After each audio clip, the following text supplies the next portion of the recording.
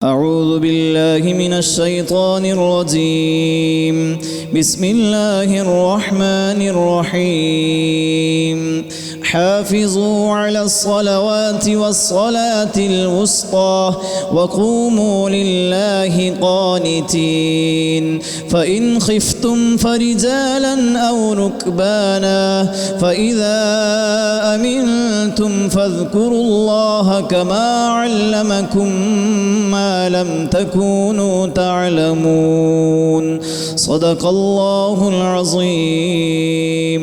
نگہبانی کرو سب نمازوں کی اور بیچ کی نماز کی، اور کھڑے ہو اللہ کے حضور ادب سے، پھر اگر خوف میں ہو تو پیادہ یا سوار جیسے بن پڑے، پھر جب اطمینان سے ہو تو اللہ کی یاد کرو جیسا اس نے سکھایا جو تم نہ جانتے تھے۔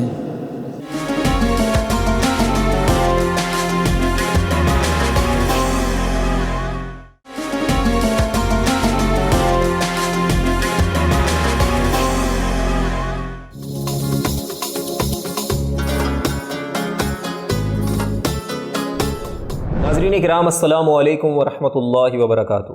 پروگرام فضائل رمضان کے ساتھ میں آپ کا میزبان شرجیل احمد خان آپ کی خدمت میں حاضر ہوں۔ آج ہمارا موضوع ہے توکل کی اہمیت۔ ناظرین کرام، سب سے پہلے تو یہ جاننا ضروری ہے کہ توکل کا معنی اور مفہوم کیا ہے۔ اگر آپ لغوی اعتبار سے دیکھیں تو توکل کا معنی ہے سپرد کر دینا، یعنی اپنے آپ کو، اپنی کسی چیز کو کسی کے حوالے کر دینا۔ اور اس کا جو مفہوم ہے شرعی اعتبار سے، اصطلاحی اعتبار سے اس کا جو مفہوم ہے وہ یہ ہے کہ کسی کام کو کرنے کے لیے جو اسباب ریکوائر ہیں انہیں پورا کرنے کے بعد نتیجہ اللہ کی ذات پر چھوڑ دینا، یعنی اسباب اختیار کرتے وقت اپنی توجہ اسباب پر رکھنے کے بجائے اللہ رب العزت کی ذات پر رکھنا۔ اور یہ اس بات کا کھلا اعلان ہوتا ہے کہ ہم اس بات پر یقین رکھتے ہیں کہ اللہ رب العزت ہمارا رب ہے اور وہ تمام معاملات میں اختیار رکھتا ہے۔ ان اللہ علی کل شیء قدیر، وہ ہر چیز پر قادر ہے۔ اور ایک اور چیز جو ہم دنیا کے سامنے لاتے ہیں اپنے عمل سے ناظرین کرام، وہ یہ ہے کہ ہم سبب اور مسبب کے درمیان جو ریلیشن شپ ہے، جو تعلق ہے، اس کو حتمی نہیں سمجھتے، بلکہ اللہ رب العزت کی مشیت کے ساتھ، اس کے حکم کے ساتھ مشروط سمجھتے ہیں۔ آئیں ذرا اس تصور کو اب سمجھنے کی کوشش کرتے ہیں۔ ناظرین کرام، دنیا میں اور ہماری اپنی زندگی میں، ہمارے آس پاس میں جو کچھ بھی ہو رہا ہے، جو کچھ بھی فنومینا ہمیں نظر آتا ہے، اس کے بارے میں کہا جاتا ہے کہ وہ سبب اور مسبب کے درمیانی تعلق کا نتیجہ ہے، باہمی تعلق کا نتیجہ ہے۔ مثال کے طور پر آگ کا ہونا اور اس کا جلا دینا، دوا کا کھانا اور اس دوا سے صحت یاب ہو جانا، حادثے کا ہونا اور اس سے چوٹ کا لگنا، یہ ساری مثالیں کیا ہیں؟ اس میں ایک سبب ہے، دوسرا مسبب، جس کو انگریزی میں آپ کہتے ہیں ایک چیز کاز ہے اور ایک چیز ایفیکٹ ہے۔ تو ہم بحیثیت مسلمان یہ مانتے ہیں کہ کاز اور ایفیکٹ کے درمیان جو تعلق ہے وہ ایبسولوٹ نہیں ہے، بلکہ اللہ رب العزت کے حکم کے ساتھ مشروط ہے۔ یعنی اگر اللہ کا حکم ہوگا تو آگ جلائے گی، اللہ کا حکم ہوگا تو دوا اثر کرے گی۔ قرآن کریم میں اللہ رب العزت نے بیان فرمایا اس بات کو، یا نار کونی بردا وسلاما علی ابراہیم، اے آگ ابراہیم پر ٹھنڈی ہو جا، سلامتی والی ہو جا۔ تو ناظرین کرام، یہاں سے یہ بات سمجھ میں آتی ہے کہ اگر آگ کا ایسنس ہی جلانا ہوتا یا اس نے ہمیشہ جلانا ہی تھا تو وہ اب بھی جلاتی، لیکن ایسا نہ ہوا۔ اللہ رب العزت نے حکم دیا تو آگ نے نہیں جلایا، بلکہ وہ سلامتی والی ہو گئی، یعنی اس کے اپوزٹ کام کیا جو عام عادت میں آگ کام نہیں کرتی۔ تو عام حالات کے اندر آگ کا کام جلانا ہے، لیکن یہاں پر بالکل اپوزٹ چیز نظر آتی ہے، کیونکہ یہاں اللہ کا حکم کچھ اور تھا۔ تو مسلمان جب اللہ رب العزت سے دعا کرتا ہے، اپنے اسباب پورے کرنے کے بعد اللہ رب العزت پر معاملات کو چھوڑ دیتا ہے، تو وہ یہی پیغام دیتا ہے کہ وہ امر الہی کو مانگتا ہے، یعنی اللہ کا حکم ہوتا ہے تو سبب میں طاقت پیدا ہوتی ہے کہ وہ مسبب بن سکے۔ تو یہ بڑی اہم بات ہے جو توکل سے ہمارے سامنے آتی ہے۔ تو اللہ رب العزت نے قرآن کریم میں ارشاد فرمایا، وَعَلَى اللَّهِ فَلْيَتَوَكَّلِ الْمُؤْمِنُونَ، اور اللہ رب العزت پر ہی ایمان والوں کو چاہیے کہ وہ توکل اختیار کریں۔ وَمَن يَتَوَكَّلْ عَلَى اللَّهِ فَهُوَ حَسْبُهُ، اور جو اللہ رب العزت پر توکل اختیار کرتا ہے اللہ رب العزت اسے کافی ہو جاتا ہے۔ نبی کریم صلی اللہ تعالیٰ علیہ وسلم نے اس انداز سے یہ بات سمجھائی کہ جس طرح پرندے اللہ پر توکل کر کے نکلتے ہیں صبح اور پھر واپس رزق کے ساتھ لوٹتے ہیں، اگر تم بھی اس انداز سے نکلو اللہ پر یقین کرتے ہوئے، اس پر توکل کرتے ہوئے، تو تم بھی اسی انداز سے اپنے گھر میں واپس لوٹو گے۔ تو یہاں سے یہ بات واضح ہوتی ہے کہ دیکھیں پرندے بھی ایفرٹ کرتے ہیں، ایسا نہیں ہے کہ وہ ایک جگہ بیٹھے رہتے ہیں، وہ نکلتے ہیں، رزق کی تلاش میں نکلتے ہیں، اپنا کام پورا کرتے ہیں، پھر اللہ رب العزت کرم فرماتا ہے اور انہیں رزق عطا فرماتا ہے۔ توکل پورے ہماری زندگی کے اندر بڑی اہمیت رکھتی ہے، کیونکہ بارہا ہم زندگی میں کوششیں کرتے ہیں، ہم دیکھتے ہیں وہ کامیاب نہیں ہو پاتی، یعنی بارہا ہم اپنی پوری محنت بھی لگا دیتے ہیں، کام ہو نہیں پاتا، اور بعض دفعہ بہت تھوڑی سی ایفرٹ سے بڑا کام ہو جاتا ہے۔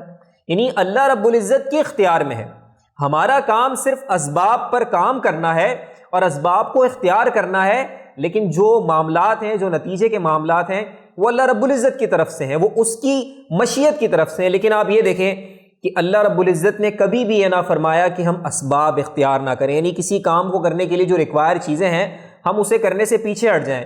اللہ رب العزت نے قرآن کریم میں ارشاد فرمایا وَأَعِدُّوا لَهُم مَّا اسْتَطَعْتُم مِّن قُوَّةٍ، کہ کفار کے لیے جتنا تمہاری استطاعت ہو سکے قوت کو تیار رکھو۔ ناظرین کرام، اگر توکل کا مطلب ایک جگہ بیٹھ جانا ہوتا، کوشش کرنا نہ ہوتا، تو اللہ رب العزت کبھی بھی اہل ایمان کو یہ حکم نہ دیتا کہ تم اپنی کیپیسٹی کے مطابق کفار کے خلاف اپنی طاقت کو تیار رکھو۔ تو یہاں سے بھی بات واضح ہوتی ہے کہ مسلمان ایمان، بھروسہ، یقین تو اللہ کی ذات پر ہی کرتا ہے، اسباب پر بھروسہ نہیں کرتا، لیکن اسباب ضرور اختیار کرتا ہے، کیونکہ یہ بھی دین کا تقاضا ہے، یہ بھی اسلام کی تعلیمات کا تقاضا ہے۔ لیکن آپ دیکھیں کہ غزوہ بدر کی مثال ہمارے سامنے ہے، دیگر غزوات کی مثال سامنے ہے، ہم دیکھتے ہیں کہ مسلمانوں کی جو طاقت ہے وہ کفار کے مقابلے میں کم تھی، لیکن کیا تھا، انہوں نے اسباب اختیار کیے، طاقت اگرچہ کفار کے مقابل اتنی تیار نہ کر سکے، لیکن اللہ پر ایمان تھا، اللہ کی ذات پر یقین تھا، اللہ رب العزت کی انہوں نے اطاعت کی تھی، تو اللہ رب العزت نے غیبی مدد فرمائی اور مسلمان فتح یاب ہوئے، انہیں کامیابی اور کامرانی نصیب ہوئی۔ تو اس کا مطلب یہ ہے کہ ہم زندگی میں کوشش ضرور کریں، لیکن اللہ رب العزت سے دعا کریں کہ وہ ایسا کرم فرمائے کہ ہماری کوششیں کامیاب ہو جائیں۔ وَأَن لَيْسَ لِلْإِنسَانِ إِلَّا مَا سَعَىٰ وَأَن لَيْسَ لِلْإِنسَانِ إِلَّا مَا سَعَىٰ، اور انسان کے لیے وہی کچھ ہے جس کے لیے وہ کوشش کرتا ہے۔ تو یہ بھی آپ دیکھیں کہ دنیا میں ہمیں بھیجا گیا، ہمیں عمل کا اختیار دیا گیا، یعنی ہم نے عمل کرنا ہے، اگر عمل بد کریں گے تو جہنم ہمارا ٹھکانہ ہے، اور اگر عمل خیر کریں گے تو جنت ہمارے لیے ہے۔ اس کا مطلب یہ ہوا کہ دنیا کی پوری زندگی جو ہے وہ ایفرٹس کے اوپر ہے، وہ ایک جگہ بیٹھنے کی نہیں ہے، بلکہ ہم نے کوشش کرنی ہے، ہم نے محنت کرنی ہے، ہم نے کام کرنا ہے، لیکن اپنی توجہ اللہ رب العزت کی ذات پر جمائے رکھنی ہے، اس کی رحمت پر جمائے رکھنی ہے، اس کے کرم پر جمائے رکھنی ہے۔ اور اللہ رب العزت نے خود اپنے بارے میں فرمایا کہ جب اللہ کسی کام کے کرنے کا ارادہ فرماتا ہے تو کن کہتا ہے اور وہ کام ہو جاتا ہے۔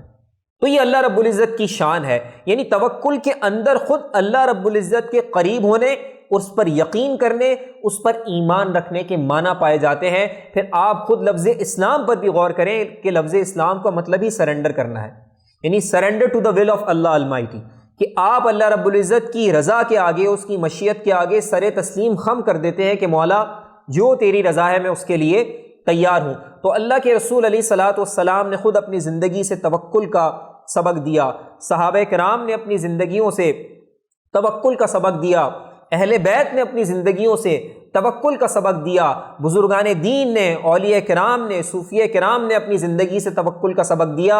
اور مقصد کیا تھا کہ بندہ اللہ رب العزت کے قریب ہو، اسے قرب الہی حاصل ہو، اس کے دل میں سب سے زیادہ محبت ہو اللہ رب العالمین کی ہو، اور اللہ رب العزت کے رسول صلی اللہ علیہ وسلم کی محبت اس کے دل میں ہو کہ اللہ رب العزت نے فرمایا النبی اولا بالمؤمنین من انفسہم، کہ یہ نبی ایمان والوں کو ان کی جان سے بڑھ کر عزیز ہیں۔ تو حب رسول کا بھی تقاضا یہ ہے کہ رسول اللہ علیہ الصلاۃ والسلام کی سیرت کو اپنایا جائے، آپ کے فرامین کو سامنے رکھ کر ان فرامین کے مطابق اپنی زندگی کو ڈھالا جائے، اور دنیا کو یہ پیغام دیا جائے کہ ہم امت محمدیہ ہیں. یعنی ہم صرف زبان سے نہ کہیں کہ ہم مسلمان ہیں، وہ تو بات ہے، وہ تو کہنا ہے، لیکن عمل بھی ہمارا دکھائے کہ ہم اللہ کے رب العزت کی ذات پر یقین رکھتے ہیں، ایمان رکھتے ہیں، توکل کرتے ہیں کہ یہ توکل ایمان کی علامت ہے. یعنی جب آپ توکل اختیار کرتے ہیں، اپنے معاملات اللہ پر چھوڑ دیتے ہیں، جتنے اسباب آپ سے ہو پاتے ہیں کرتے ہیں، لیکن پھر سارے معاملات آپ اللہ پر چھوڑ دیتے ہیں، تو یہ اس بات کی گواہی دیتے ہیں کہ آپ کسی کو اپنا رب مانتے ہیں، اس کے وجود پر یقین رکھتے ہیں، اس کی قدرت پر یقین رکھتے ہیں. تو ناظرین کرام، یہ وہ تمام معاملات ہیں جو ہمیں اپنے نظروں کے سامنے رکھنے کی ضرورت ہے اور اپنانے کی ضرورت ہے. ہم دعا کرتے ہیں کہ اللہ رب العزت ہمیں عمل کی توفیق عطا فرمائے. آمین. وآخر دعوانا ان الحمد للہ رب العالمین.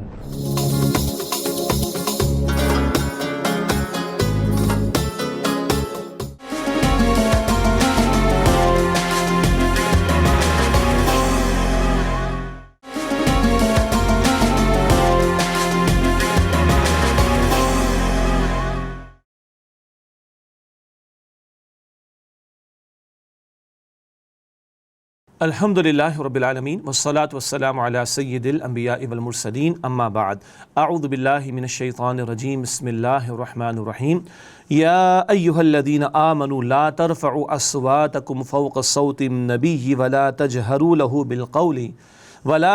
له بالقول كجهر بعضكم لبعض ان تحبط اعمالكم وانتم لا تشعرون. صدق اللہ العظیم.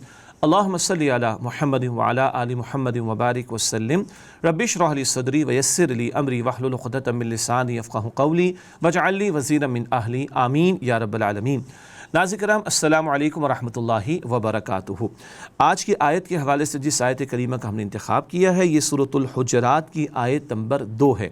نبی مکرم صلی اللہ علیہ وآلہ وسلم کے ادب اور احترام کا ذکر جا بجا قرآن پاک میں آتا ہے. البتہ اس موضوع پر اہم ترین اور حساس ترین جو بات آئی ہے وہ سورۃ الحجرات کی اس آیت نمبر 2 میں آئی ہے. اللہ تعالیٰ نے نبی اکرم صلی اللہ علیہ وسلم کے ادب اور احترام کے تعلق سے رہنمائی عطا فرمائی. سورہ حجرات آیت نمبر 2، یا ایھا الذین آمنوا، اے وہ لوگو جو ایمان لائے ہو، لا ترفعوا اصواتکم فوق صوت النبی، اپنی آوازوں کو نبی صلی اللہ علیہ وسلم کی آواز پر بلند نہ کرو، ولا تجہروا لہ بالقول کجہر بعضکم لبعض، اور ان کے روبرو اس طرح زور سے بات نہ کرو جیسے ایک دوسرے کے ساتھ بلند آواز میں گفتگو کرتے ہو. ان تحبط اعمالکم، ایسا نہ ہو کہ تمہارے اعمال ضائع چلے جائیں اور ہو جائیں. وانتم لا تشعرون، اور تمہیں شعور بھی نہ ہو. اللہ اکبر. تمہاری آواز بھی نبی صلی اللہ علیہ وسلم کی آواز سے بلند نہیں ہونی چاہیے. جب یہ آیت کریمہ نازل ہوئی تو بعض صحابہ کرام، سیدنا ابوبکر صدیق رضی اللہ تعالیٰ عنہ، سیدنا عمر فاروق رضی اللہ تعالیٰ عنہ، اتنے دھیمے انداز سے گفتگو کرنے لگے کہ اللہ کے پیغمبر علیہ السلام فرماتے کہ ذرا بلند آواز سے بات کرو. یہ ہے صحابہ کرام کا ادب اور احترام کا پہلو نبی صلی اللہ علیہ وسلم کے تعلق سے. اندازہ کریں اگر آواز سے آواز اوپر ہو تو نیکیاں برباد ہو جائیں. ہمارے لیے آج اس کا عملی پہلو کیا ہو سکتا ہے؟ اہل علم نے بیان فرمایا، جب روضہ رسول صلی اللہ علیہ وآلہ وسلم پر حاضری ہو، آواز بہت دھیمی رکھی جائے. جب ہمارے سامنے احادیث مبارکہ کا ذکر ہو تو بہت توجہ سے اور خاموشی سے سنا جائے. جب دو افراد کے درمیان ڈسکشن ہوتے ہوتے ڈیبیٹ شروع ہو جائے اور ایک اپنے آرگیومنٹ کے طور پر حدیث رسول صلی اللہ علیہ وسلم کو پیش کر دے تو دوسرے کو خاموش ہو جانا چاہیے. یہ تو فوری اس کے پہلو ہیں کہ ہماری آواز نبی علیہ السلام کی آواز سے بلند نہ ہو. اس کو مزید اور آگے لے کر چلیں. اگر آواز سے آواز بلند ہو جائے تو نیکیاں برباد ہو جائیں، اور ایسے کہ شعور بھی نہ ہو. اس قدر بڑی سزا ہے. دیکھیے، بندے کو احساس ہو کہ میں نے گناہ کیا تو توبہ کر لے گا نا. ایک کو احساس ہی نہیں ہے تو توبہ کی توفیق کہاں سے ملے گی؟ اس قدر بڑی سزا ہے. بے ادبی نبی صلی اللہ علیہ وسلم کی شان میں اس کا یہ انجام ہونا ہے. اندازہ کریں آواز سے آواز اوپر آ جائے تو نیکیاں برباد ہو جائیں گی. جو لوگ نبی صلی اللہ علیہ وسلم کی رسالت کا انکار کریں وہ تو ہیں جہنم کے اندر. جو نبی علیہ السلام کی سنت کا سرے سے انکار کریں، اتھارٹی اور سنت کو تسلیم ہی نہ کریں، کیا انجام ہوگا؟ وہ لوگ جو نبی علیہ السلام کی شان اقدس معاذ اللہ گستاخیہ کریں، کافری ہوتے ہیں، تو ان کا تو انجام ہونا ہی برا ہے. ہمارے لیے دعوت فکر ہے کہ ہمارے اندر غیرت ایمانی موجود ہے کہ نہیں، کہ اگر کہیں نبی علیہ السلام کی شان اقدس میں گستاخی کا معاملہ ہو اور ہم خاموش بیٹھے رہیں۔ امام مالک رحمۃ اللہ علیہ نے فرمایا اس امت کا زندہ رہنے کا کوئی جواز نہیں بنتا کہ جس کے پیغمبر کی شان میں گستاخی کا معاملہ ہو اور وہ امت بیٹھی رہے۔ آج بہت حالات ایسے آ چکے ہیں غیروں کی طرف سے، کافروں کی طرف سے، دین دشمنوں کی طرف سے، کہ امت کو غیرت کا ثبوت پیش کرنا ضروری ہے۔ ہاں ایک اور پہلو، جو لوگ نبی صلی اللہ علیہ وسلم کی تعلیمات کا مذاق اڑائیں، یہ داڑھی ایک مسلمان رکھتا ہے محمد مصطفیٰ علیہ السلام کا حکم سمجھ کر اور ان کے پیارے چہرے کی یہ سنت سمجھ کر، آج میری بہن اور بیٹی اگر نقاب کرتی ہے، حجاب کرتی ہے، پردہ کرتی ہے، تو وہ بی بی فاطمہ الزہرا رضی اللہ تعالیٰ عنہ کی چادر کا لحاظ رکھتی ہے، پیروی کرتی ہے ان کی، وہ اماں عائشہ صدیقہ رضی اللہ تعالیٰ عنہ کے لباس کی پیروی کرتی۔ آج اگر کوئی اس ظاہر کا گیٹ اپ جو کہ سنت کی تعلیم کے قریب ہے مذاق اڑاتے تو اس کا انجام کیا ہوگا؟ جو آج کہیں کہ صاحب اس حکم پر تو عمل ہو نہیں سکتا، یہ تو بڑا مشکل معاملہ ہے، ایسی گفتگو جو ہمارے معاشرے میں چلتی ہے یہ بھی بے ادبی ہے کہ نہیں؟ اپنی آوازوں کو نبی علیہ السلام کی آواز سے بلند نہ کرنا اور نہ ان کے روبرو اس طرح زور سے باتیں کرنا جیسے آپس میں کرتے ہو، ایسا نہ ہو کہ تمہاری نیکیاں ضائع ہو جائیں اور تمہیں شعور بھی نہ ہو۔ اہل علم نے یہ بھی بیان فرمایا، یہ جو آج نعت رسول مقبول صلی اللہ علیہ وسلم کو بیان کرتے ہوئے اور پیش کرتے ہوئے جو انداز کانسرٹس کا آ گیا ہے، میوزیکل انسٹرومنٹس بھی استعمال ہو رہے ہیں، اور وہ جو کانسرٹس کے اندر دائیں بائیں ہونے کا انداز بھی آ گیا، عشق و معشوقی اور محبت کی داستانوں کی جو گراوٹ کی باتیں ہیں وہ الفاظ اور انداز نبی علیہ السلام کی شان اقدس بیان کرنے کے لیے استعمال کرنا، سارے علماء متفق ہیں یہ خود اپنی جگہ بے ادبی کا پہلو ہے، خدا را اس سے بھی بچنا چاہیے۔ اللہ تعالی ہم سب کو نبی اکرم صلی اللہ علیہ وسلم کی سچی محبت، ادب اور احترام اور آپ صلی اللہ علیہ وسلم کی مبارک تعلیمات پر عمل کرنے کی توفیق عطا فرمائے، وآمین یا رب العالمین، وآخر دعوانا ان الحمد للہ رب العالمین، والسلام علیکم ورحمۃ اللہ وبرکاتہ۔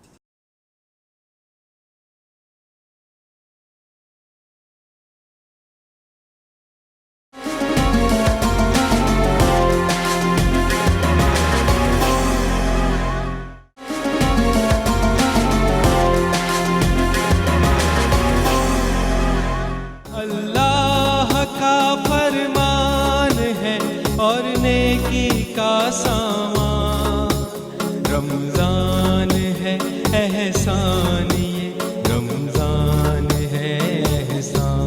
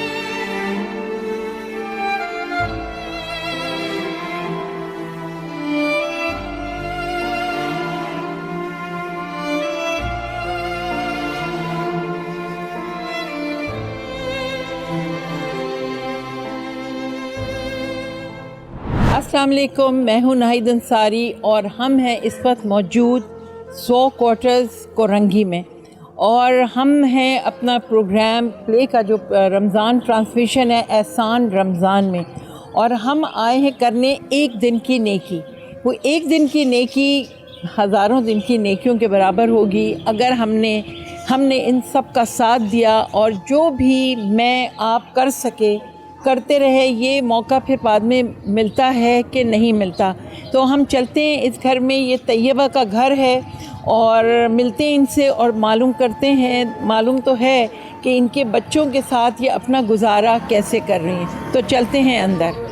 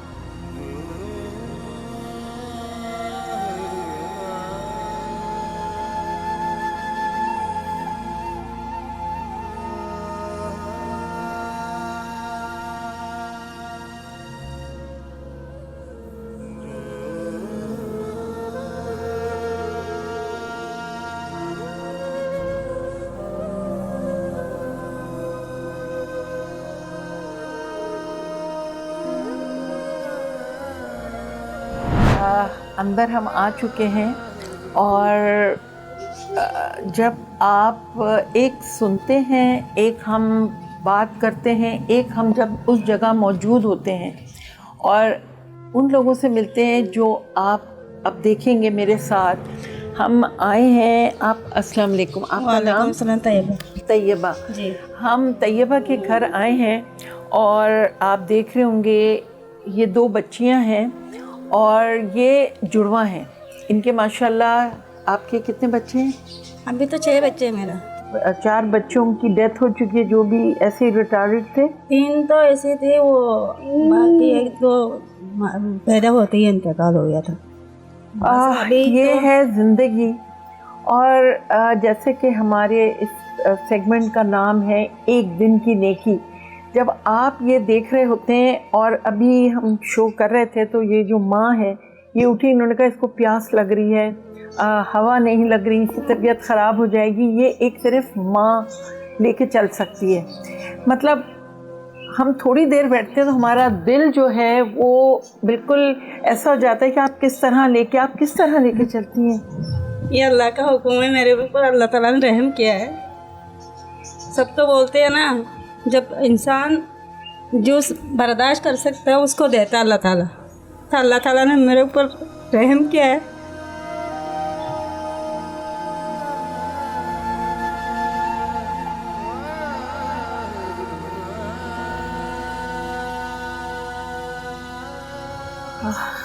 دیکھیں کتنی بڑی بات کہہ رہی ہیں کہ یہ اللہ کا میرے پر رحم ہے.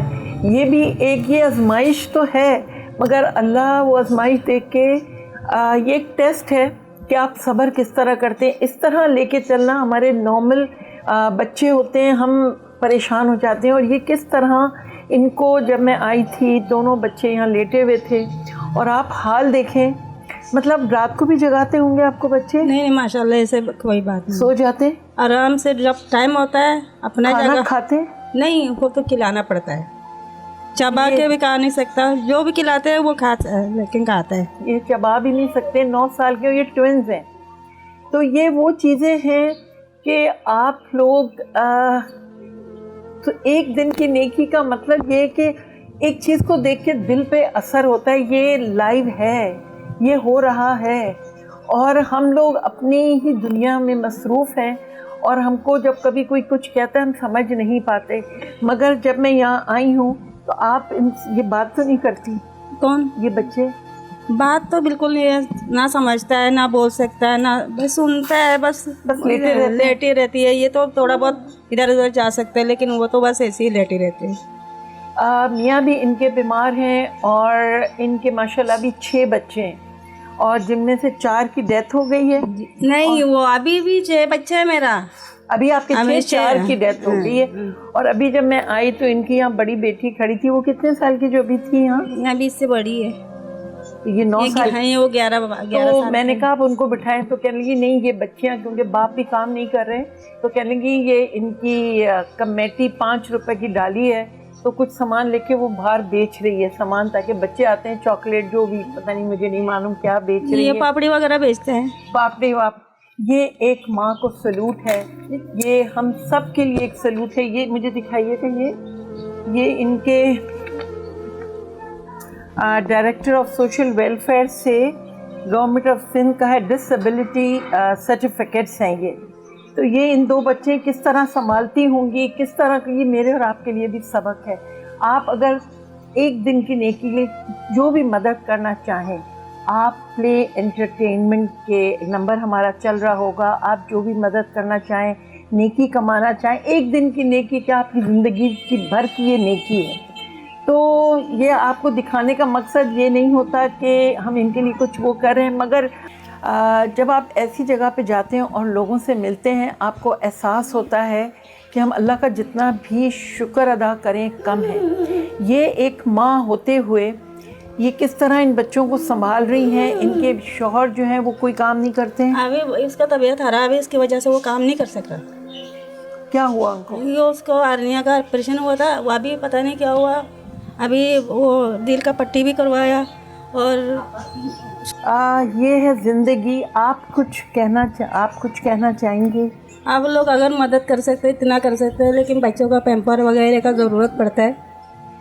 अच्छा, इसके कर देना, और बाकी बच्चों का जो खाने पीने का आपको दिल करे तो ये प्ले एंटरटेनमेंट की तरफ से आपके लिए है, छोटी सी एक चीज़ है, कोई ऐसी कोई बड़ी चीज़ नहीं है। बड़ी चीज़ तो नहीं होता, जब अल्लाह का हुक्म होता है इंसान को, आप तो कोशिश कर सकते हैं, लेकिन अल्लाह का हुक्म अगर नहीं होगा आप कभी नहीं कर सकता। अगर अल्लाह का हुक्म होना पड़ेगा, अगर मेरे बच्चों के लिए अगर अल्लाह का हुक्म होगा आप लोग दे सकते हैं, बाकी आप इंशाअल्लाह ताला आप लोगों को दुआ की ज़रूरत है बस।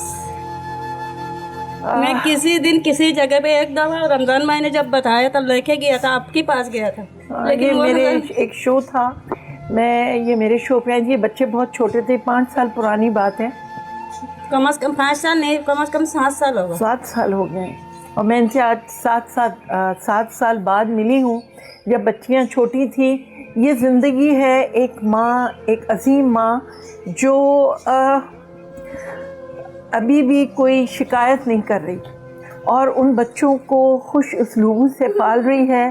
क्या मैं और आप ये कर सकते हैं?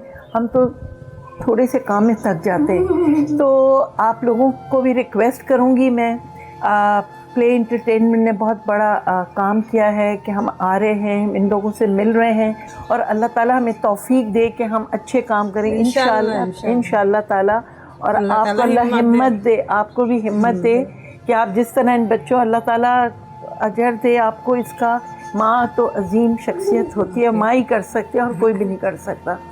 तो अगर आप भी मदद कर, दुआ है बस सबकी दुआ है आपके लिए, बहुत दुआएं हैं, और अल्लाह ताला इनको सेहत दे और हिम्मत दे। ये मेरे और आपके लिए एक सबक है, और ये प्ले एंटरटेनमेंट ने जो एक दिन की नेकी शुरू करी है, अल्लाह ताला इसको आगे बढ़ाए और आप मदद करें। नंबर चल रहा है प्ले एंटरटेनमेंट का, और आप जिस तरह की मदद करना चाहें। इन्होंने भी कुछ चीज़ों का कहा, अगर हम बच्चों के लिए हम कर लें तो ये मेरे और आपके लिए ज़िंदगी भर के हमारे लिए भी बहुत अज्र सवाब होगा इंशाअल्लाह ताला। शुक्रिया बहुत बहुत, इंशाअल्लाह हम कोशिश करेंगे। इंशाअल्लाह आप लोग जब आए हमारे लिए बहुत बड़ी बात है। अल्लाह का फरमान है और नेकी का सामान, रमज़ान है एहसान, ये रमज़ान है एहसान।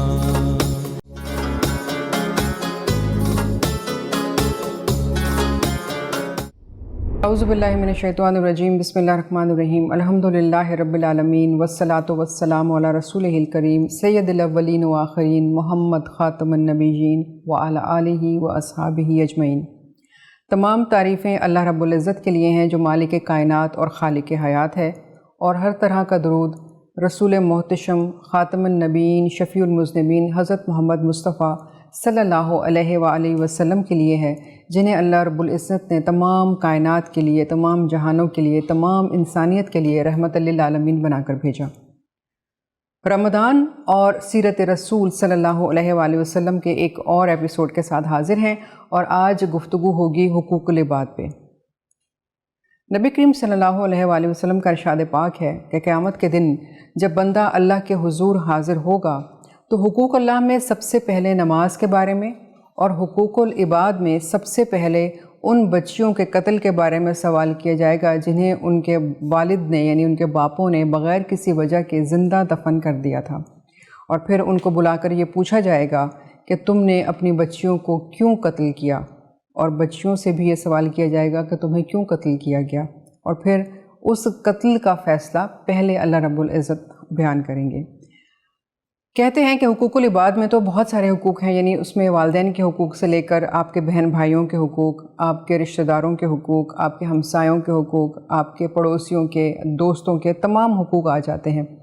और ये हुकूक ऐसे हैं कि जिनमें से अगर कहीं पर भी आप कोई ज़्यादती करते हैं तो आपकी कोई माफ़ी नहीं है, जबकि अल्लाह के हुकूक में पूरा इख्तियार चूँकि अल्लाह रब्बुल इज़्ज़त के ही पास है, इसलिए ये अल्लाह की मर्ज़ी है कि अगर आपने नमाज नहीं पढ़ी, या आपने रोज़ा नहीं रखा, या साहिब हैसियत होते हुए भी आपने حج نہیں کیا یا زکوٰۃ ادا نہیں کی تو یہ اللہ رب العزت کا اختیار ہے کہ چاہے تو آپ کو معاف فرما دے اور چاہے تو نہ فرمائے۔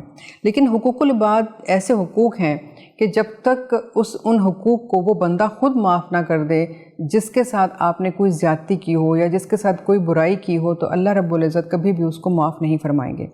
ایک موقع پر آپ صلی اللہ علیہ وآلہ وسلم نے فرمایا تھا کہ قیامت کے دن ایسے لوگ بھی آئیں گے جن کے پاس بے شمار عبادتیں ہوں گی، یعنی وہ نماز کے پابند رہے ہوں گے، ہمیشہ تمام روزے رکھے ہوں گے، انہوں نے حج بھی کیے ہوں گے، زکوٰۃ بھی ادا کی ہوگی، لیکن وہ مفلس ہوں گے۔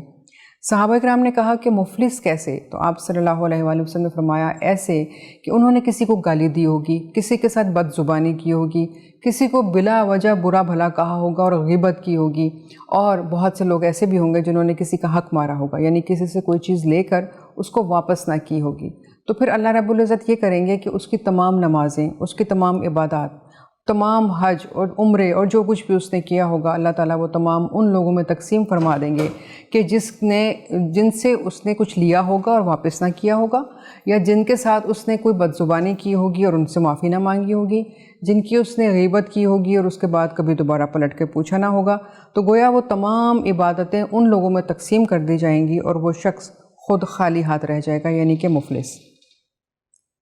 گویا ایک بہت بڑا پیغام اس حدیث سے ہمیں ملتا ہے کہ ہمیں صرف اس بات پر زور نہیں دینا کہ ہم بہت عبادت گزار، بہت نیک، بڑے اچھے بن جائیں صرف نمازیں پڑھ کر، صرف روزے رکھ کر یا حج ادا کر اور یہ سمجھیں کہ ہمارے تمام حقوق ادا ہو گئے۔ ہرگز نہیں، بلکہ اس کے ساتھ ساتھ ہم چونکہ دنیا میں رہتے ہیں اور دنیا داری کرتے ہیں، اس لیے اللہ تعالیٰ نے تمام لوگوں کے حقوق معین کر دیے ہیں، اور جب حقوق اور فرائض معین کر دی جاتے ہیں تو معاملات طے کرنا آسان ہو جاتے ہیں۔ جیسا کہ نبی رحمت محمد مصطفیٰ صلی اللہ علیہ وآلہ وسلم نے سب سے زیادہ والدین کے حقوق پر زور دیا، اور پھر قرآن بھی تو ہمیں بتاتا ہے، اور قرآن میں تو بہت وضاحت ہے اس بات کی، جہاں جہاں اللہ رب العزت نے قرآن پاک میں یہ فرمایا کہ اپنے رب کا شکر ادا کرو، وہاں اگلی آیت کا ترجمہ ہمیں یہ ملتا ہے اور اپنے والدین کا شکر ادا کرو۔ بھلا کسی اور کو اللہ تعالیٰ نے اتنی اہمیت، اتنی فضیلت دی؟ بالکل نہیں۔ اس کا مطلب ہے کہ والدین جو ہیں حقوق العباد میں سب سے اوپر ہیں، کہ جن کا حق سب سے زیادہ ہے۔ اور ویسے بھی جب ایک مرتبہ ایک شخص نے نبی کریم صلی اللہ علیہ وآلہ وسلم سے یہ پوچھا تھا کہ مجھ پر سب سے زیادہ کس کا حق ہے، تو آپ صلی اللہ علیہ وآلہ وسلم نے فرمایا تیری ماں کا۔ اس نے پھر یہی سوال فرمایا، تو پھر آپ نے بھی جواب میں یہی فرمایا کہ تمہاری ماں کا۔ پھر اس نے سوال پوچھا، آپ نے فرمایا تمہاری ماں کا۔ چوتھی مرتبہ جب اس نے پوچھا تو آپ نے کہا تمہارے باپ کا، یعنی تمہارے والد کا۔ تو گویا آپ صلی اللہ علیہ وآلہ وسلم نے وضاحت فرمائی ان تمام باتوں کی حقوق کے حوالے سے، جس کے بارے میں خود قرآن کریم میں اللہ رب العزت نے ہمیں یہ بتایا کہ والدین کے حقوق تمہارے اوپر بہت زیادہ ہیں، اور تمہیں وہ ادا کرنے ہیں، اور تمہیں ان کا شکر گزار رہنا ہے، تمہیں ان کے آگے کندھے جھکا کر رہنا ہے، سر جھکا کر رہنا ہے، ہاتھ باندھ کر رہنا ہے، ان کے سامنے اف نہیں کرنی۔ اور اگر وہ بزرگی کی عمر کو پہنچ جاتے ہیں، ضعیف ہو جاتے ہیں، کمزور ہو جاتے ہیں، تو پھر ان کے حقوق اور بھی زیادہ ہیں۔ تمہیں اس طرح سے ان کا خیال رکھنا ہے جیسا کہ تم نے بچپن میں وہ سنبھالا کرتے تھے۔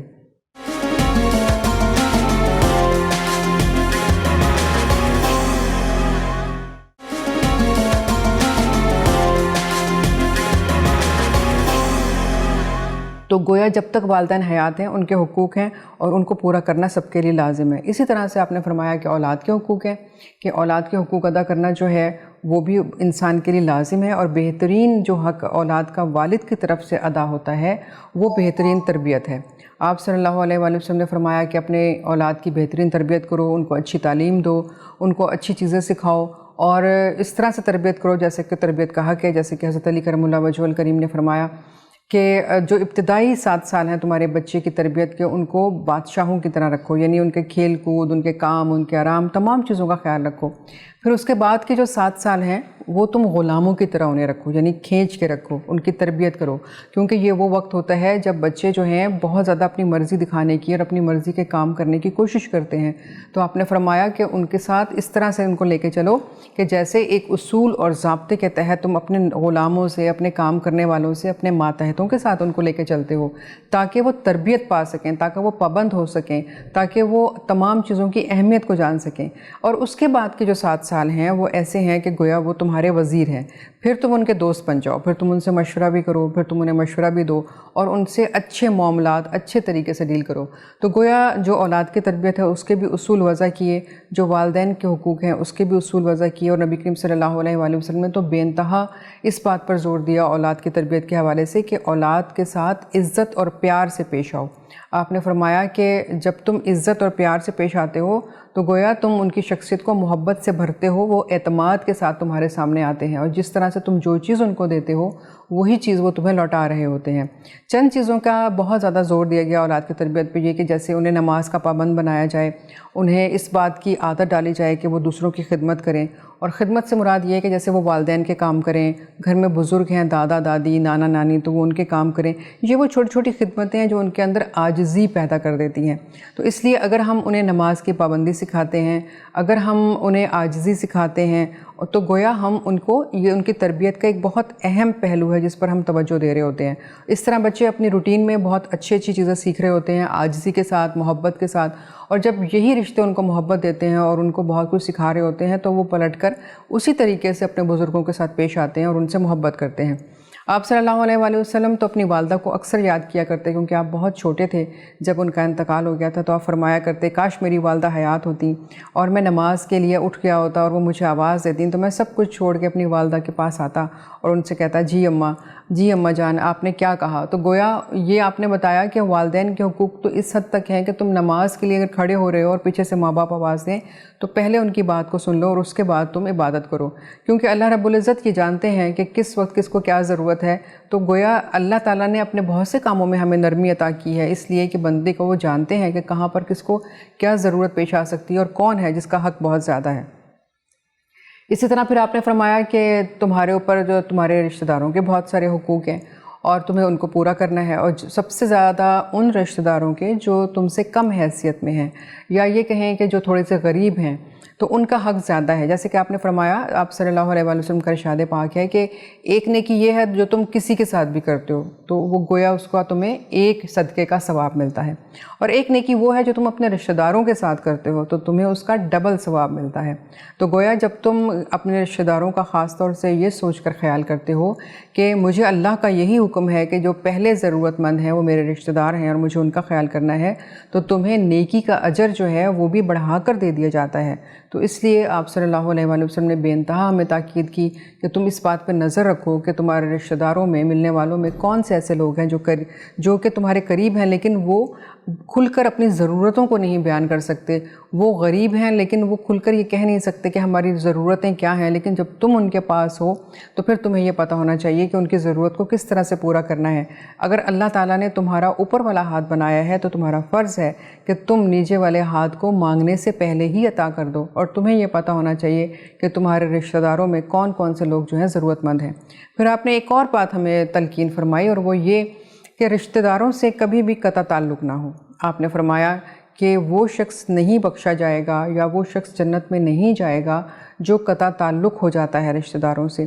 ایک شخص نے آپ صلی اللہ علیہ وآلہ وسلم کے حضور آ کے ایک درخواست پیش کی، اور گویا وہ کچھ درد میں تھا اور تکلیف میں تھا، اور وہ یہ کہنا چاہ رہا تھا کہ میں اس درد سے، اس تکلیف سے کیسے باہر آؤں اور کس طرح سے اس مسئلے کو حل کروں۔ اس نے کہا کہ میں اپنے رشتہ داروں کے ساتھ بہت اچھا سلوک کرتا ہوں، نرمی سے پیش آتا ہوں، جو اچھا کر سکتا ہوں وہ ہر طرح سے کرتا ہوں، لیکن وہ جواب میں میرے ساتھ بہت برا کرتے ہیں، میرے ساتھ اچھا رویہ نہیں رکھتے، مجھے برا بھلا کہتے ہیں، میرے اچھے کیے ہوئے کو بھی برا بنا دیتے ہیں، تو میں کیا کروں؟ تو آپ صلی اللہ علیہ وآلہ وسلم نے فرمایا کہ جو کچھ تم کہہ رہے ہو اگر تم اسی طرح سے کرتے ہو تو تم تو جنت میں جاؤ گے، لیکن ان کا حساب اللہ تعالیٰ ضرور ان سے پوچھے گا، اور تمہارے ساتھ تو ایک فرشتہ ہمیشہ رہے گا اللہ تعالیٰ کا جو تمہاری مدد کرے گا اور تمہاری مزید رہنمائی کرے گا۔ تو گویا جو شخص جیسا اچھا کام کر رہا ہے، آپ صلی اللہ علیہ وآلہ وسلم نے فرمایا کہ اس کو چاہیے کہ وہ کرتا رہے، وہ ہرگز اسے پیچھے نہ پلٹے، بلکہ یہ نہ سوچے کہ میں نے ان کے ساتھ نیکی کی تھی تو جواب میں انہوں نے برائی کی، کیونکہ جب آپ مسلسل اچھائی کرتے رہتے ہیں، جب آپ برائی کا جواب بھی اچھائی سے دیتے ہیں تو یقیناً ایک دن ضرور اس شخص کو یہ احساس ہوتا ہے کہ میں زیادتی کر رہا ہوں، میں ظلم کر رہا ہوں، میں غلط بات کر رہا ہوں۔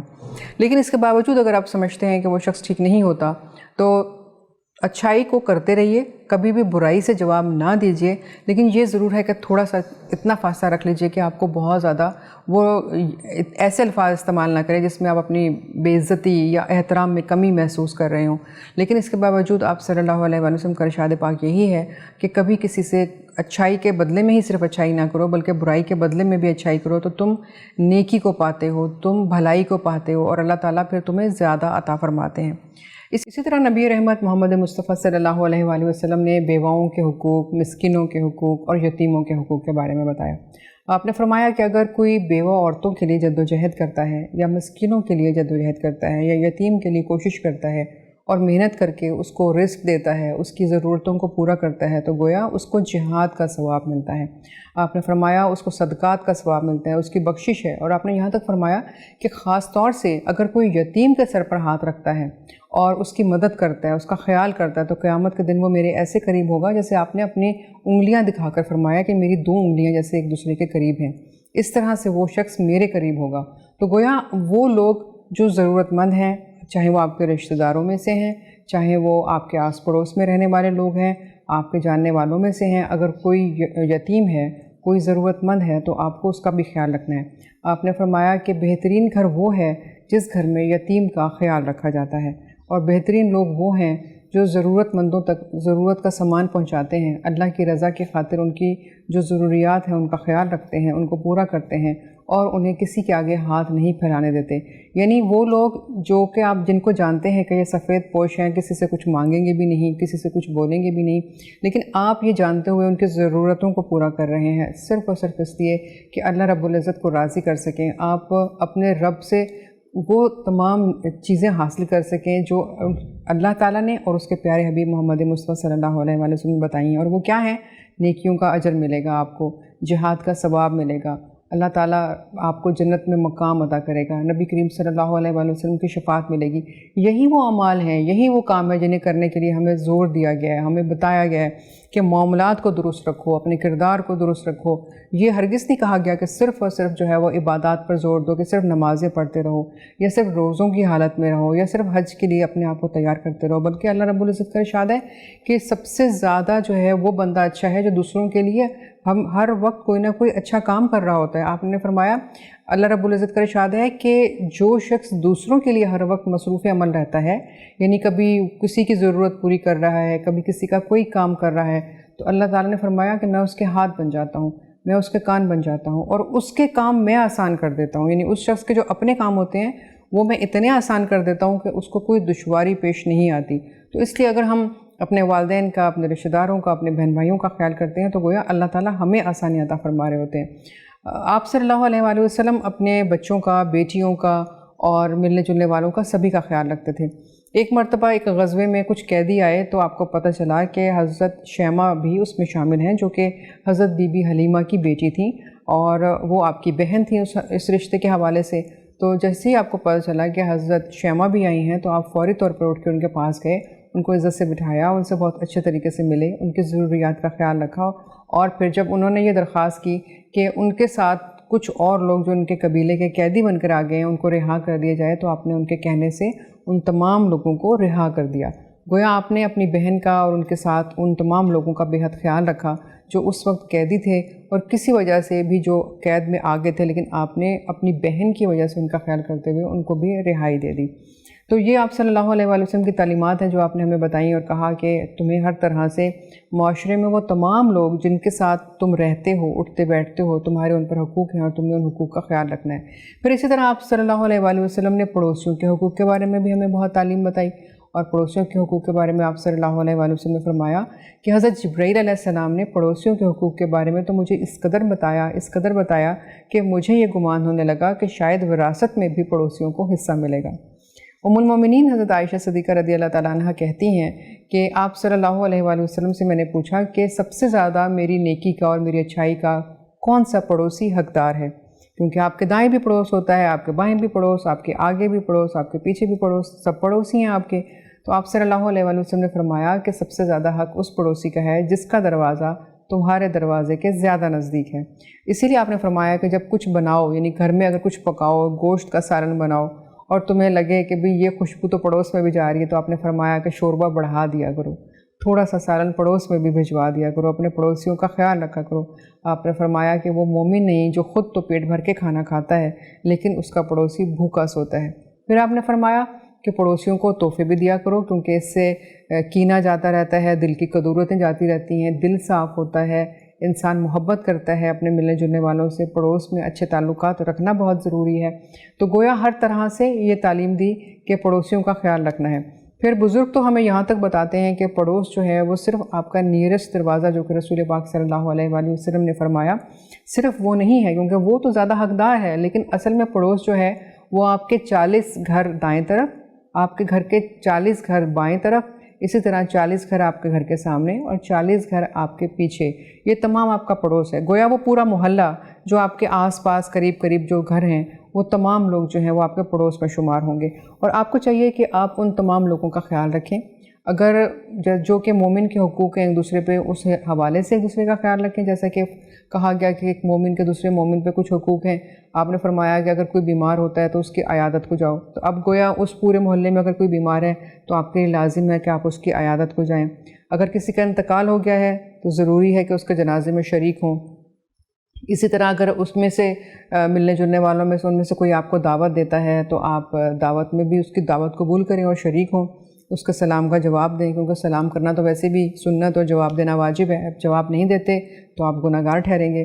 تو گویا وہ تمام لوگ جو آپ کے آس پاس رہ رہے ہیں، آپ نے ان کا خیال رکھنا ہے، ان کی ضرورتوں کا بھی خیال رکھنا ہے۔ اگر آپ زیادہ صاحب حیثیت ہیں، ان کی نیڈز کو پورا کرنا ہے اگر آپ وہ پوری کر سکتے ہیں اور کسی وجہ سے وہ کمزور ہیں، اور وہ تمام حقوق جو اللہ رب العزت نے ہمیں بتا دیے کہ ایک مومن کے دوسرے مومن پہ حقوق ہیں، ان کا آپ کو خیال رکھنا ہے۔ اگر آپ یہ کرتے ہیں تو گویا ان کے حقوق پورے کرتے ہیں۔ اسی طرح آپ کے دوست ہیں، آپ صلی اللہ علیہ وآلہ وسلم نے فرمایا کہ انسان اپنے دوست کے دین پر ہوتا ہے۔ اس کا مطلب ہے کہ یہ بہت ضروری ہے کہ دوست کا انتخاب ایسا کیا جائے جو آپ ہی کے دین کا ہو، آپ ہی کے جیسا ہو، اور جو اچھے کردار کا مالک ہو، جو اچھائیوں اور خوبیوں والا انسان ہو، کیونکہ دوست کا انتخاب تو آپ کو خود کرنا ہوتا ہے، اور آپ بہت دیکھ بھال کر اور سوچ سمجھ کے کرتے ہیں کہ کون سا شخص جو ہے وہ میرا دوست بنے گا تو میرے لیے بہت اچھا ہے، مجھے اس سے کچھ سیکھنے کو ملے گا، میں اس کے ساتھ بیٹھوں گا تو میں کوئی اچھی بات کروں گا۔ تو دوستوں کے انتخاب کے بارے میں آپ صلی اللہ علیہ وآلہ وسلم نے بے حد تاکید فرمائی۔ پھر آپ نے فرمایا کہ دوست کے لیے بھی ضروری ہے کہ تم جب اچھے دوست کا انتخاب کر لیتے ہو تو پھر اس کو اگر کسی وقت کبھی ضرورت تمہاری پڑتی ہے تو تم اس کے کام کرو، کیونکہ جب تمہیں ضرورت پڑے گی تو وہ بھی تمہارے کام آئے گا۔ تو اسی طرح سے نہ صرف یہ کہ دوستوں کا بلکہ ملنے جلنے والوں کا، یتیموں کا اور بیواؤں کا، یہ تمام وہ لوگ ہیں جو ہمارے سوسائٹی میں کہیں نہ کہیں ہوتے ہیں، کبھی کبھی ہمارے اپنے خاندان میں ہوتے ہیں، اور ہمیں ان تمام لوگوں کا خیال کرنا ہوتا ہے، ہمیں ان تمام لوگوں کے حقوق ادا کرنے ہوتے ہیں، کیونکہ جب تک ہم وہ تمام حقوق ادا نہیں کرتے جو ایک معاشرے میں رہتے ہوئے ایک خوبصورت معاشرہ بنانے کے لیے ہمیں بتائے گئے ہیں، تو ہم اپنے کردار میں کچھ کمی پاتے ہیں، اور وہ کردار تبھی مکمل ہوتا ہے جب وہ حقوق اور فرائض کے تمام معاملات اس طرح سے طے پا جاتے ہیں جیسے اللہ رب العزت نے ہمیں بتایا، اور ہمارے پیارے آقا محمد صلی اللہ علیہ وآلہ وسلم نے اس کو کر کے دکھا دیا۔ آپ نے اولاد کے حقوق کے حوالے سے بھی ہمیں بتایا کہ کس طرح سے بیٹیوں سے بیٹوں کے ساتھ سلوک رکھنا ہے، محبت کے ساتھ ان کو لے کے چلنا ہے، ان کی اچھی تربیت کرنی ہے۔ پھر آپ نے والدین کے حقوق کے حوالے سے بھی ہمیں بتایا کہ کس طرح سے ہمیں ان کے حقوق کو لے کے چلنا ہے۔ اس میں کوئی شک نہیں کہ والدہ کا حق جو ہے وہ بہت زیادہ ہے، لیکن والد کے حق کے بارے میں بھی آپ نے فرمایا کہ والد کی ناراضگی جو ہے وہ اللہ کی ناراضگی ہے، اور اگر تمہارا والد تم سے راضی ہے، تمہارا باپ راضی ہے، تو اللہ تم سے راضی ہے۔ تو یہ مت سمجھو کہ صرف تم نے اپنی ماں کو خوش رکھنا ہے اور باپ کو تم جو چاہے کہتے رہو، آپ نے فرمایا دونوں کا خیال رکھنا ہے۔ اسی طرح سے پھر آپ نے بہن بھائیوں کے حقوق کے بارے میں بتایا، آپ نے فرمایا کہ اس کا خیال رکھنا ہے، رشتہ داروں کا خیال رکھنا ہے۔ پھر ایک اور رشتہ جو سوسائٹی میں جس کو ہم یہ کہہ سکتے ہیں کہ وہ معاشرے کی بنیاد ہوتا ہے، وہ رشتہ، وہ میاں بیوی کا رشتہ ہے، اس کے بارے میں بھی آپ نے فرمایا کہ ایک نیکی تو یہ ہے کہ تم اپنے کسی ماتحت کے ساتھ کرتے ہو، اپنے کسی غلام کے ساتھ کرتے ہو، ایک نیکی یہ ہے کہ تم اپنے رشتہ داروں کے ساتھ کرتے ہو، اور ایک نیکی یہ ہے کہ تم اپنی بیوی کے ساتھ کرتے ہو۔ تم اپنی بیوی کے ساتھ جو کرتے ہو وہ زیادہ اہم ہے اور وہ بڑا صدقہ ہے، تو تم اس کا زیادہ خیال رکھو، اس کو خوش رکھو، وہ تمہاری ایک طرح سے ماتحت ہے۔ خطبہ حجۃ الوداع کے موقع پر بھی آپ صلی اللہ علیہ وآلہ وسلم نے بہت زور دے کر یہ بات کہی تھی کہ تمہاری بیویاں تمہاری ماتحت ہیں، اپنی بیویوں کا خیال رکھنا۔ پھر اسی طرح آپ نے فرمایا تھا کہ اپنے غلاموں کا خیال رکھنا. تو 2 لوگ ایسے ہیں سوسائٹی میں، معاشرے میں، جن کے بارے میں آپ نے بہت زیادہ تاکید فرمائی تھی کہ اپنے ماتحتوں کا خیال رکھو. اس میں آپ نے بیوی کا نام لیا تھا اور آپ کے غلاموں کا نام لیا تھا. تو آپ نے فرمایا کہ بیوی کو اگر تم ایک نوالا بھی محبت سے کھلاتے ہو تو وہ صدقہ ہے، اللہ تعالیٰ تمہیں اس کا اجر عطا کرے گا. آپ نے فرمایا ان کو عزت دو، ان کو پیار سے رکھو، وہ بہت نازک ہوتی ہیں، ان کی دلجوئی کرتے رہا کرو، ان سے ایسی بات نہ کرو جو ان کو تکلیف کا ان کے لیے باعث بنے، ان کو تانے نہ دو، ان سے اچھائی کا اگر برتاؤ رکھتے ہو تو یقیناً تم اپنے رب کو راضی رکھتے ہو. پھر اسی طرح آپ نے فرمایا اپنے غلاموں کا بھی حد خیال رکھو. آپ نے فرمایا وہ تمہارے ماتحت ہیں، جیسا تم کھاتے ہو بالکل ویسا ان کو کھلاؤ، جیسا لباس تم پہنتے ہو ویسا لباس ان کو پہناؤ. اگر تم ان کے کاموں میں تھوڑی تخفیف کر دیتے ہو جب وہ عبادت کی حالت میں ہیں تو تم بہت اچھا کام کرتے ہو. خاص طور سے رمضان المبارک میں ان سے اتنا ہی کام لو جتنا وہ آسانی سے کر سکتے ہیں، کیونکہ اگر تم زیادہ ان سے کام لوگے اور وہ روزے کی حالت میں ہے تو یقیناً انہیں تکلیف ہوگی. تو اپنے حساب سے جتنا کہ تم کر سکتے ہو اتنا ہی کام ان کے اوپر ڈالو تاکہ ان کے اوپر بھی وہ بوجھ نہ پڑے. اور اگر تم ان کا خیال کرتے ہو تو یقیناً تم اپنے رب کو راضی کرتے ہو.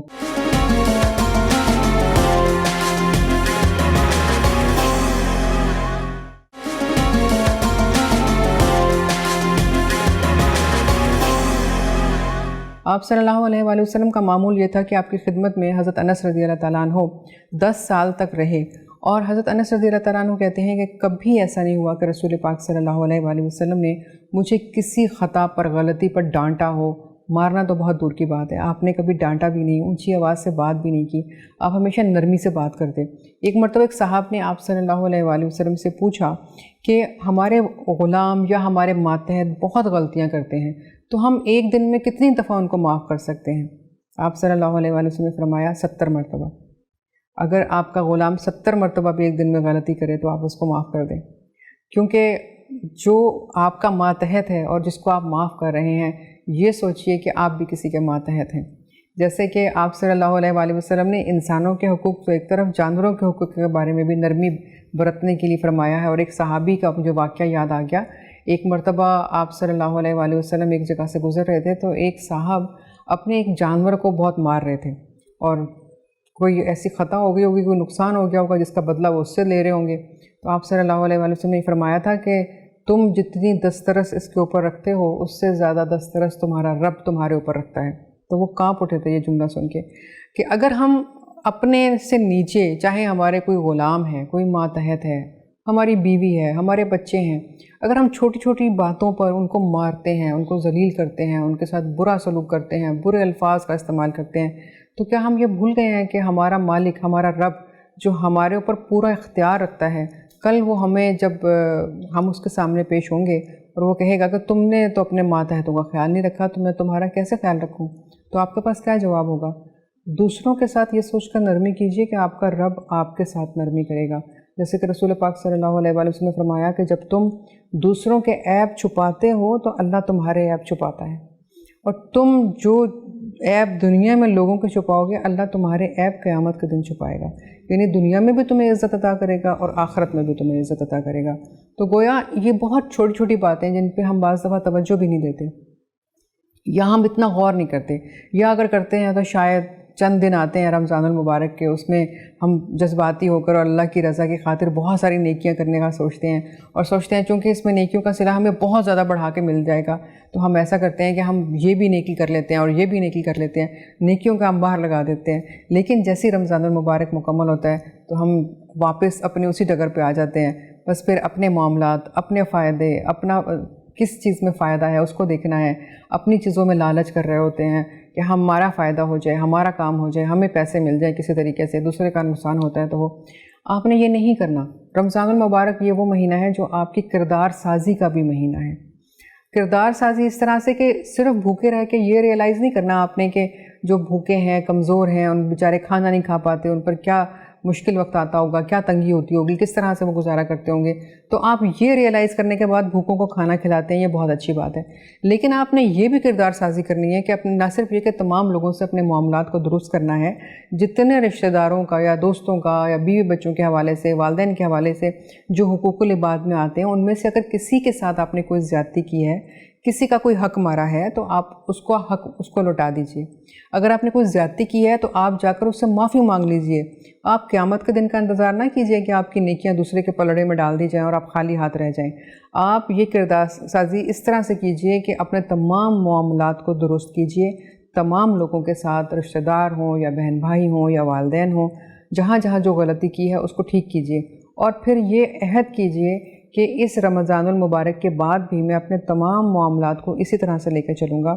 نہ میں کسی کے ساتھ زیادتی کروں گا، نہ میں کسی پر ظلم کروں گا، اور نہ ہی میں بلا وجہ کسی کو کوئی بری بات کہوں گا.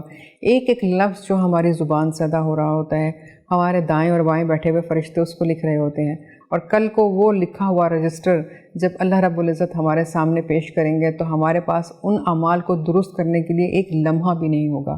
اس لیے یہی وہ لمحات ہیں، یہی وہ دن ہیں جو ہمیں بار بار یاد دلا رہے ہیں کہ توبہ کر لو، معافی مانگ لو. تو ہم بات کر رہے ہیں کردار سازی کی کہ ہمیں اپنے کردار کو اس طرح سے لے کے چلنا ہے کہ ہم نے جب اس مہینے میں اللہ رب العزت کو راضی کرنا ہے اپنے تمام اچھے کام کر کے، اچھائیاں کر کے، تو ہم نے ان عادتوں کو مستقل طور پر یعنی پختہ کر لینا ہے کہ جھوٹ نہیں بولنا، کسی کو دھوکہ نہیں دینا، کسی کے ساتھ برائی نہیں کرنی، کوئی غلط کام نہیں کرنا، کوئی غلط بات نہیں کرنی، اور پھر ان چیزوں کو کنٹینیو کرنا ہے. یعنی اس کو ہم نے چھوڑنا نہیں ہے کہ ہم نے صرف رمضان المبارک میں یہ سوچ کر لیا کہ ایک نیکی کا صلہ جو ہے وہ کوئی 700 گنا مل جائے گا اور بس ہمارے تو نیکیوں کے پہاڑ کھڑے ہو جائیں گے. نہیں، بلکہ ہم نے زندگی کے آخری سانسوں تک ان اچھائیوں کو، ان نیکیوں کو لے کر چلنا ہے، اور تمام معاملات کو جو ہم نے ذکر کیے رشتہ داروں کے حوالے سے یا دوستوں کے حوالے سے یا بہن بھائیوں کے حوالے سے، ان کا خیال رکھنا ہے. بہن بھائی بھی ایسا رشتہ ہے جو ہمارے بہت قریب ہوتے ہیں. جس وقت ہم لوگ زکوٰۃ دے رہے ہوتے ہیں یا صدقات دے رہے ہوتے ہیں تو ہمیں یہ دیکھنا چاہیے سب سے پہلے کہ ہمارے بہن بھائیوں میں سے تو کوئی ایسا نہیں ہے ضرورت مند جس کو ضرورت ہو اور ہم اس کو دے سکیں.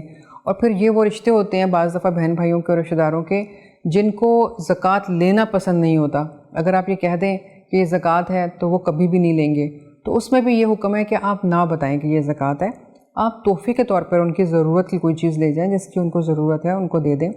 اللہ رب العزت جانتا ہے کہ آپ نے زکوٰۃ نکالی ہے، آپ ان کی ضرورت پوری کرنے کے لیے ایسا کر رہے ہیں، اور اگر اس سے زیادہ بھی مال آپ خرچ کر سکتے ہیں اپنے بہن بھائیوں پر تو آپ کیجئے، کیونکہ نبی کریم صلی اللہ علیہ وآلہ وسلم کا ارشاد پاک ہے کہ ایک نیکی تو وہ ہوتی ہے جو تم عام لوگوں کے ساتھ کر رہے ہوتے ہو، اور ایک نیکی وہ ہوتی ہے جو تم اپنے قریبی لوگوں کے ساتھ کر رہے ہوتے ہو. جیسے کہ ایک صحابیہ تھیں، وہ رسول پاک صلی اللہ علیہ وآلہ وسلم کے پاس آئیں، کہنے لگیں کہ یا رسول اللہ، آپ نے فرمایا ہے کہ جو نیکی ہے وہ زیادہ ہو جاتی ہے جب آپ اپنے قریبی لوگوں کو دیتے ہیں.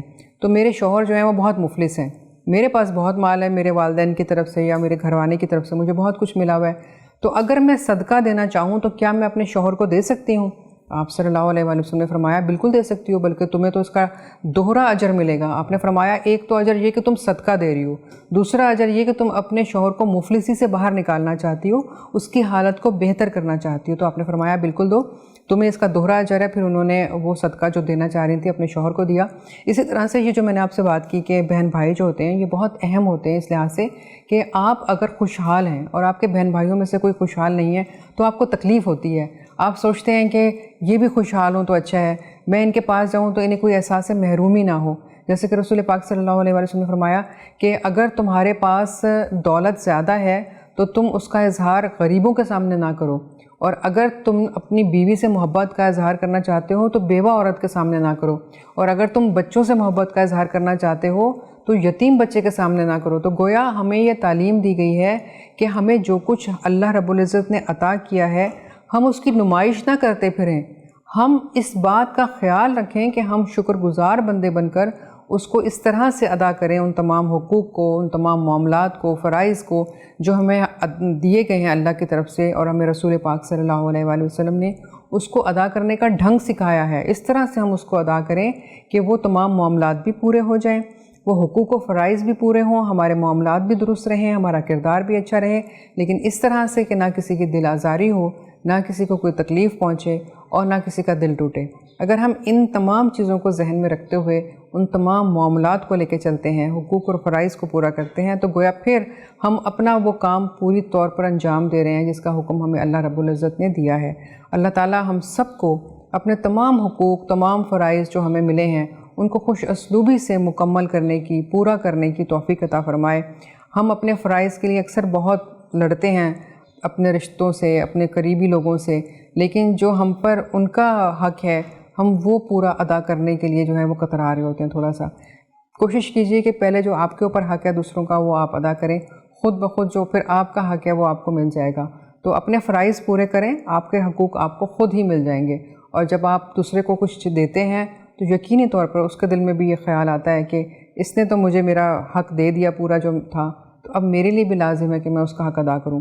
تو اللہ رب العزت ہمیں یہ تمام معاملات اچھے طریقے سے لے کے چلنے کی توفیق عطا فرمائے, تاکہ ہم اپنے گھروں میں, اپنے معاشرے میں اچھے انسان کے طور پر اور خوشحالی کو لے کر آگے بڑھتے ہوئے اس معاشرے کو خوبصورت بنائیں, اپنے گھروں کو پرسکون اور پرامن بنائیں اور اللہ رب العزت کو راضی کر سکیں. اللہ پاک ہم سب کو اس کی توفیق عطا فرمائے.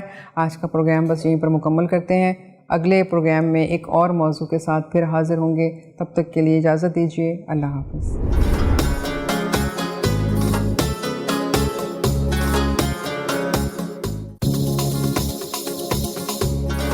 السلام علیکم, دس از نیوٹریشنسٹ فیرا اور میں لے کر آئی ہوں آپ کے لیے ایک بہت زبردست سیگمنٹ جس کا نام ہے صحت اور رمضان. اس سیگمنٹ صحت اور رمضان کے نام سے ہی آپ کو پتہ لگ رہا ہوگا کہ کچھ صحت کے بارے میں مزیدار سی باتیں پتہ لگنے والی ہیں, جس کو اگر آپ نے فالو کیا تو آپ اپنی صحت کا بہت بہترین طریقے سے خیال رکھ سکیں گے. اور اس بہترین طریقے سے خیال رکھنے میں اور آپ کو بتانے میں میری ہیلپ کرے گا بہت ہی زبردست سا پروڈکٹ جو ہے لپٹن کی گرین ٹی, واٹر میلن اور لیمن فلیور میں, اور آپ کو بھی بہت اچھے طریقے سے ہیلپ کرے گا آپ کی صحت کا خیال رکھنے میں لپٹن کی گرین ٹی. جی, لپٹن کی گرین ٹی میں 2 مزیدار سے فلیورز ہیں, ایک ہے لیمن کا اور ایک ہے واٹر میلن کا, جو کہ دونوں ہی کوئی بہت مزیدار سے ہیں. اگر ابھی تک آپ کے گھر میں نہیں آئے ہیں تو جلدی اپنے قریبی اسٹور پہ جائیے اور لے کر آئیے. بات ہوتی ہے رمضانوں کی, تو رمضانوں میں ہم اپنے دسترخوان کو ہیوی قسم کی شوگری ڈرنکس کے ساتھ بھر لیتے ہیں, اور نہیں تو نئی سحری میں تو ہم کاربونیٹڈ ڈرنکس لینا شروع کر دیتے ہیں, فریزی ڈرنکس, جو کہ ہماری صحت کے لیے کتنی نقصان دہ. اور پھر ہم شکایت کرتے ہیں جی ہمارے سر میں درد ہو رہا ہے یا پیٹ میں درد ہو رہا ہے. خاص طور پہ ہماری ینگ جنریشن یوتھ تو بہت زیادہ شوق سے لے رہی ہوتی ہے اور اس کو اندازہ نہیں ہے کہ کتنا نقصان کرتی ہے. اور پھر پورے روزے میں ان کو سر درد یا پیٹ درد کی شکایت رہتی ہے, بیکاز وہ کاربونیٹڈ فریزی ڈرنکس ہوتی ہیں, آپ کے اندر جا کر گیسز پیدا کرتی ہیں. تو اس قسم کے بیوریجز کو اگر آپ ریپلیس کر دیں گرین ٹی سے, تو گرین ٹی ایک بہت بہترین بیوریج ہے جو کہ آپ کولڈ اور ہاٹ بیوریج بطور دونوں لے سکتے ہیں. بالکل, کیونکہ اتنی شدید گرمی میں بہت سارے لوگ ایز اے ہاٹ بیوریج اس کو اوائڈ کرنا چاہیں گے, تو میں آپ کو سجیسٹ کروں گی کہ آپ اس کو ایز اے کولڈ بیوریج لیں. اور اس کو بنانے کا طریقہ صرف یہ ہے کہ آپ نے گرین ٹی کو ایک نارمل ہائی ٹیمپریچر کے واٹر میں آپ نے پکایا, اور اس کے بعد اس کو نارمل روم ٹیمپریچر پہ لا کر کرشڈ آئس کے ساتھ سرو کریں. یہ آپ کی انرجی میں ایک زبردست قسم کا بوسٹ تو دے گا ہی دے گا, بلکہ آپ کو رکھے گا صحت مند, تندرست اور توانا. لپٹن کی گرین ٹی میں موجودہ ایک یونیک امینو ایسڈ جس کا نام تھیانائن ہے, کیفین کے ساتھ مل کر آپ کے اندر ایک انرجی کا بوسٹ دیتا ہے. لپٹن کی گرین ٹی میں نہ تو دودھ شامل ہوتا ہے نہ ہی چینی, مطلب 0 کیلری لیول. اگر آپ دیگر دودھ کی چائے لیں تو اس میں دودھ اور چینی کی وجہ سے آپ کیلری انٹیک بھی لے رہے ہوتے ہیں, لیکن اگر لپٹن کی گرین ٹی لے رہے ہیں تو اس میں 0 کیلری لیول والی آپ نے ایک زبردست قسم کا بیوریج کا انٹیک لیا, جو کہ آپ کی انرجی کو بوسٹ کر رہا ہے اور آپ کو رکھ رہا ہے چست, توانا اور ایکٹیو, جس کے بعد آپ اپنے روٹین کو بہت ایکٹیولی فالو کر سکتے ہیں. اور اگر آپ نے یہ سحری میں لی تو سحری کے بعد آپ کا روزہ بہت ہی صحت مندانہ طریقے سے گزرے گا. آپ کو کسی قسم کا لو بلڈ پریشر فیل نہیں ہوگا, ویکنس فیل نہیں ہوگی, یو وانٹ فیل لیتھارجک, کیونکہ لیتھارجک جب آپ فیل کرتے ہیں تو پھر آپ کو اپنے ڈیلی روٹین کو فالو کرنے کی طاقت آپ کے اندر نہیں رہتی. لیکن اگر آپ گرین ٹی جیسے اچھے بیوریجز کو فالو کریں گے اور اچھے بیوریجز کو لیں گے اپنی سحری میں, تو آپ کا روزہ گزرے گا بہت اچھا اور آپ صحت مند فیل کریں گے. آپ کے اندر ایک ہوگا انرجی کا بوسٹ اور آپ اپنا روزہ گزار سکیں گے بہت اچھے طریقے سے. بہت سارے لوگوں کی یہ خواہش ہوتی ہے کہ رمضانوں میں ہم اپنے ویٹ کو ریڈیوس کر لیں, تو رمضان ویٹ ریڈیوس کرنے کے لیے نہیں آتے, بلکہ ہاں رمضان کا مہینہ ایک ایسا مہینہ ہے جس میں آپ کا پورا کمپلیٹ باڈی سسٹم بہت اچھے طریقے سے ڈیٹاکسیفائی ہوتا ہے, کیونکہ اس کو ایک اچھا ٹائم ملتا ہے خالی رہ کر صفائی کرنے کا. डिटॉक्सिफिकेशन का मतलब ही ये है कि उस वक्त जो एक रूटीन हमारी नॉर्मल ज़िंदगी में चल रहा होता है कि खाना खाया, खाना डाइजेस्ट हुआ, फिर दोबारा से हमने खाना खा लिया, फिर वो अपनी डाइजेशन में लग गया, तो एक बॉडी को एक मखसूस टाइम क्लीनिंग प्रोसेस जो होता है वो आप लोग नहीं देते। और हमारी बॉडी जब डिटॉक्सिफाई होती है तो हमारा वाटर वेट लूज़ होता है। जब हमारा वाटर वेट लूज़ होता है तो आपको लगता है जी आपका वेट रिड्यूस हो गया रमज़ानों में तो भूखे रहकर, हालांकि ये हकीकत नहीं। वेट आपका लूज़ होगा जब आप एक हेल्दी लाइफ स्टाइल को फॉलो करेंगे, क्योंकि वेट आपका इस तरीके से लूज़ होगा कि आप अपने बॉडी के स्टोर्ड फैट को बर्न करेंगे। और अपने बॉडी के स्टोर्ड फैट को बर्न करने के लिए बेस्ट है ये ग्रीन टी, क्योंकि इसमें मौजूदा कैटेकिन्स आपके बॉडी के स्टोर्ड फैट को बर्न तो करता ही करता है, साथ में आपकी बॉडी में फैट्स को स्टोर होने से भी रोकता है। तो वो जो आपके शौक़ है ना रोगनी ग़िज़ाओं के, निहारी, पाए, बिरयानी, वो सब आप ले सकते हैं। मैं आपको कहती हूँ आप ले सकते हैं हफ़्ता 10 दिन में एक दफ़ा, लेकिन उसके बाद आपने ग्रीन टी लेना नहीं भूलना है। साथ में आप इफ्तार में तो ग्रीन टी ले ही रहे हैं, सहरी में भी ग्रीन टी ले रहे हैं, लेकिन खाने के बाद जो भी आपने एक हैवी डाइट ले ली, जो कहते हैं जिसको चीट डे, उसके बाद भी ग्रीन टी ज़रूरी है। ग्रीन टी एक ऐसा बेवरेज है जो कि आपको बहुत सारी बीमारियों से महफूज रखेगा, जैसे कि हार्ट डिजीज़ और कैंसर। ग्रीन टी में मौजूदा फ्लेवोनाइड्स आपके ब्लड प्रेशर को हाई होने से रोके रखते हैं और साथ में आपके कोलेस्ट्रॉल लेवल को भी कंट्रोल रखते हैं। और जब आपका ब्लड प्रेशर और कोलेस्ट्रॉल कंट्रोल है तो आप हार्ट की हर किस्म की बीमारी से हिफाजत में रहेंगे। हो गई ना ज़बरदस्त सी बात। ये बात तो मुझे यकीन है कि आपको पता ही नहीं होगी, लेकिन साथ में मैं बताती चलूँ, कैंसर जैसी मोहलिक बीमारी जो कि आजकल इतना बढ़ती चली जा रही है, उस जैसी मोहलिक बीमारी से भी ग्रीन टी आपको अपनी हिफाजत में रख सकती है। और उसकी वजह यह है कि ग्रीन टी में मौजूद एंटीऑक्सीडेंट्स आपकी बॉडी के डैमेज सेल्स को कंटिन्यूस बेसिस पे रिपेयर कर रहे होते हैं। और ग्रीन टी में मौजूद एंटीऑक्सीडेंट्स ही जब डैमेज सेल को रिपेयर कर रहे होते हैं तो आपकी स्किन भी बहुत अच्छी होती चली जाती है। तो हो गए ना एक तीर से दो शिकार, आपकी स्किन भी ग्लोई और ब्यूटीफुल हो जाएगी, जिसकी वजह से आप देखेंगे फ्रेश और खूबसूरत, और साथ में आप कैंसर जैसी मोहलिक बीमारियों से महफूज रहेंगे, ख़ास तौर पे ओसोफेगल कैंसर जो कि मुख्तलिफ़ किस्म के इन्फेक्शंस की वजह से होता है, मुख्तलिफ़ किस्म के स्टमक इन्फेक्शंस मतलब पेट के इन्फेक्शंस की वजह से होता है। तो ग्रीन टी की वजह से आप दिल की बीमारियों से भी हिफाजत में रहेंगे, साथ में कैंसर जैसी बीमारी से भी महफूज रहेंगे।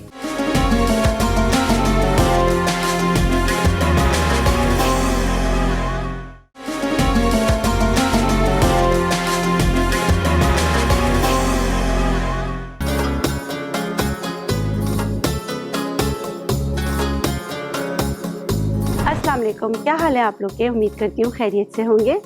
मेरा और आपका साथ रहता है रमज़ान सेहत के साथ इस सेगमेंट में। मैं हूँ नेचुरोपैथ डॉक्टर बिल्किस, और आज का हमारा मौजू क्या है या आज हम किस बारे में बात करें? आज हम बात कर रहे हैं दालचीनी के बारे में। दालचीनी हर घर में, हर घर के किचन में, गरम मसालों में लाजमी होता है। अवेयरनेस मीडिया ने इतनी दे दी है कि हर कोई दालचीनी की चाय पीते हैं, हर कोई दालचीनी को मुख्तलिफ़ चीज़ों में इस्तेमाल करते हैं, मोटापा दूर हो जाए। दालचीनी जो है इनफर्टिलिटी के लिए भी बहुत अच्छा है, दालचीनी हार्मोनल बैलेंस के लिए भी बहुत अच्छा है। मैंने हमेशा एक कोशिश की है कि मैं आपको लेमन लैंग्वेज में बताऊं। मैं ये नहीं कहती कि इसमें फ़लाँ इतनी चीज़ है, फ़लाँ इतनी चीज़ है। मेरी हमेशा कोशिश होती है कि ये चीज़ आप कितना इस्तेमाल करें, इससे आपको कितना फ़ायदा हो। दालचीनी आपके जिगर के लिए बहुत अच्छी है। क्यों अच्छी है? क्योंकि दालचीनी ट्राइग्लिसराइड एक ऐसी चीज़ जो आपके जिगर में होती है जो आपके हार्ट अटैक का बाइस बन सकती है। अगर ट्राइग्लिसराइड को घर के कोई चीज़ों से कम करना हो तो वो दालचीनी से तो वैसे बहुत सारी क्रीम्स भी बनती हैं, बालों के लिए बहुत अच्छी होती है, लेकिन ग़िज़ा में खाने के लिए हमेशा कलील मक़दार में इस्तेमाल करें। हमेशा आपने पिंच इस्तेमाल करना है। हमारे यहाँ जिस चीज़ के बारे में नॉलेज दे दी जाए, उसकी इफ़ादियत के बारे में बात कर ली जाए, तो होता क्या है कि उसका इस्तेमाल बेदरीग बढ़ा दी जाती है।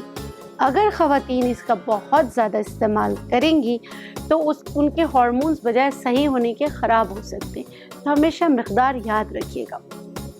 کچھ لوگ کہتے ہیں کہ دار چینی تو بڑی گرم ہوتی ہے، جیسے میں کھاتی ہوں میرے منہ میں چھالے نکل آتے ہیں۔ دار چینی گرم نہیں ہوتی، دار چینی کا جو مزاج ہے اور آپ کا مزاج یعنی کہ ہمارا مزاج، ان کی کمبینیشن سے جو ہے ہو سکتا ہے آپ نے اس کا استعمال صحیح طریقے سے نہیں کیا ہو یا استعمال کرنے میں آپ نے زیادتی کی ہو، تو اس کا خیال رکھیں۔ ویسے دار چینی کا بیسٹ طریقہ استعمال یہ ہے کہ آپ چھوٹا سا ٹکڑا دار چینی کا لیں، پہلے اس کو 1 کپ سے 1.5 کپ پانی میں ابال لیں، پھر اس میں پودینہ اور لیموں ایڈ کر کے تھوڑا سا شہد ڈال کے دار چینی والا قہوہ بن گیا۔ اس کا استعمال ہر کھانوں کے ساتھ کریں تو یہ کیا کرے گا، یہ آپ کے ٹرائیگلیسرائڈ کو کم کرنے میں آپ کی مدد کرے گا۔ ویسے میں بتاتی ہوں سب کو جیسے کھانا آپ کھائیں، پنچ دار چینی، جن کو ٹرائیگلیسرائڈ بڑھنے کا یا جو بہت زیادہ موٹاپے کا شکار ہیں تو دار چینی اس طرح آپ کی مدد کر سکتی ہے۔ ایک اور چیز میں دار چینی آپ کی مدد کر سکتی ہے، موٹاپے کو کس طرح ختم کریں گے اور بہت مزے کا بھی بنتا ہے۔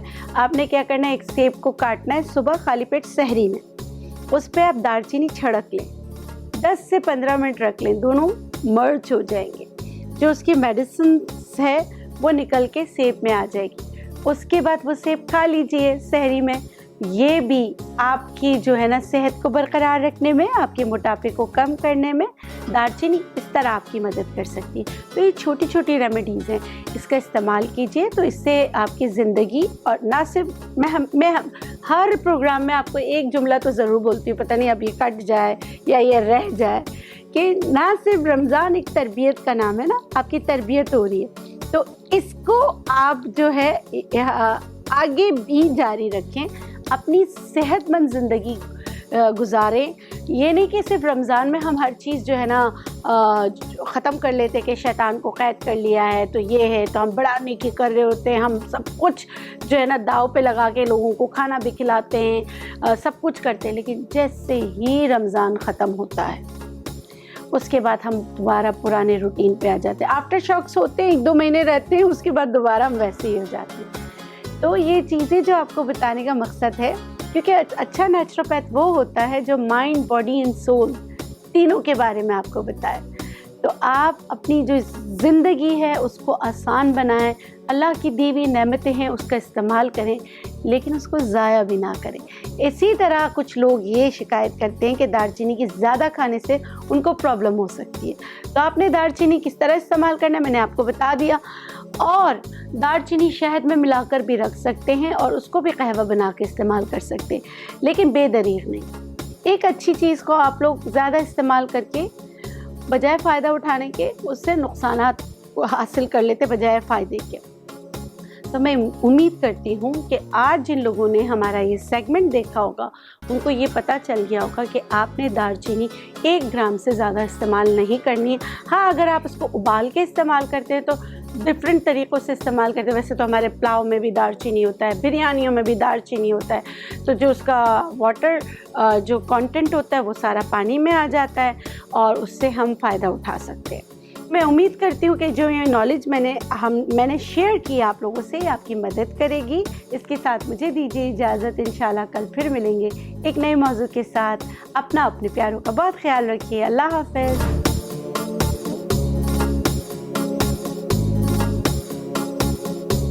احسان ہے رمضان۔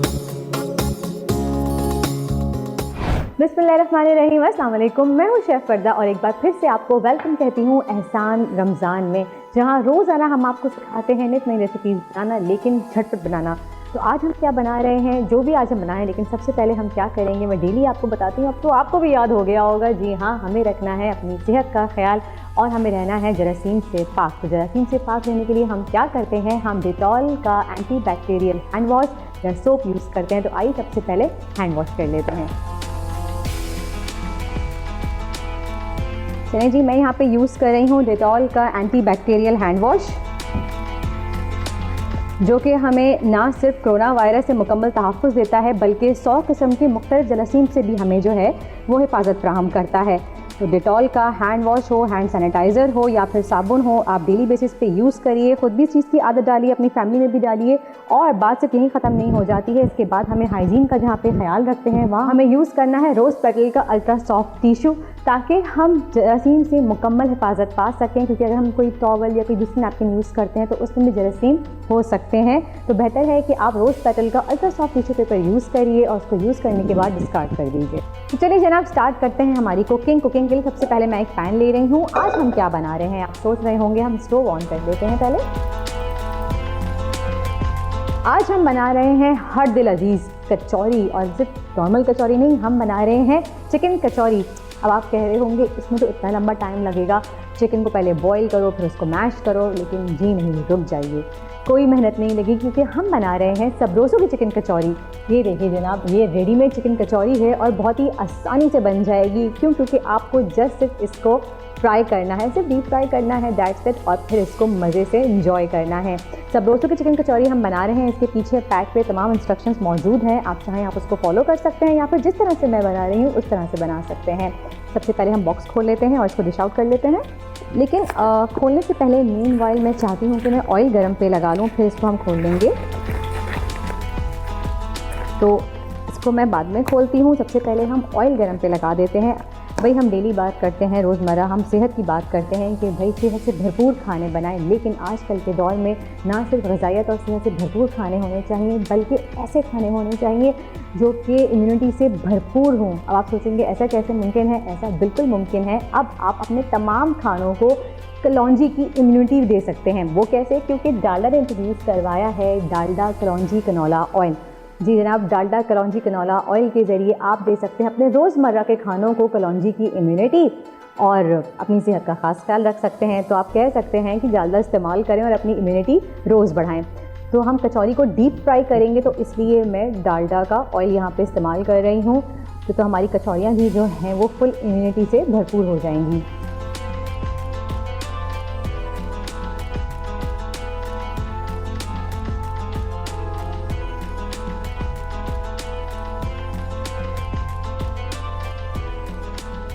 آئل بھی تو یہاں پہ ہم نے ڈالڈا کلونجی کنولا آئل جو ہے وہ ڈال دیا ہے اس میں. اب ہم ویٹ کریں گے جب تک ہمارا کہ آئل اچھی طریقے سے گرم ہو جائے. ہم اس میں کچوریوں کو فرائی کریں گے.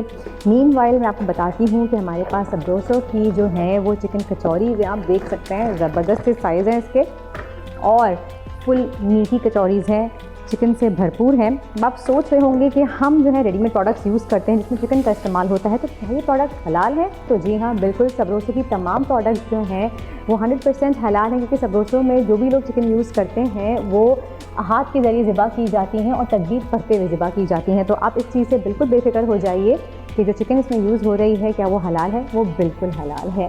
ایک تو یہ بات ہو گئی. آئل ہمارا گرم ہو چکا ہے. اب اس میں ہم کچوری ڈال دیتے ہیں. دیکھیں بالکل سنگل سرونگ کے حساب سے بہت زبردست چھوٹے سائز کی کچوری ہے اور یہ ہم نے ڈال دی. دیکھیے ان کو بہت آپ نے تیز آنچ سے نہیں ڈالنا ہے، ورنہ یہ اوپر سے باہر بہت جلدی اچھا سا کلر آ جائے گا، براؤن کلر آ جائے گا اور برن ٹائپ کی ہو جائیں گی. اس کو آپ نے ہلکی آنچ پہ میڈیم فلیم پہ جو ہے وہ اس کو آپ نے فرائی کرنا ہے. اور یہ دیکھیے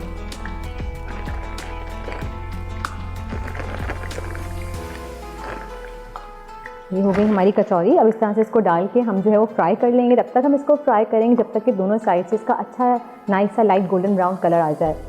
جب تک میں کرتی ہوں کچوریوں کو فرائی، آپ جا کے لیجیے ایک چھوٹا سا بریک. احسان ہے رمضان،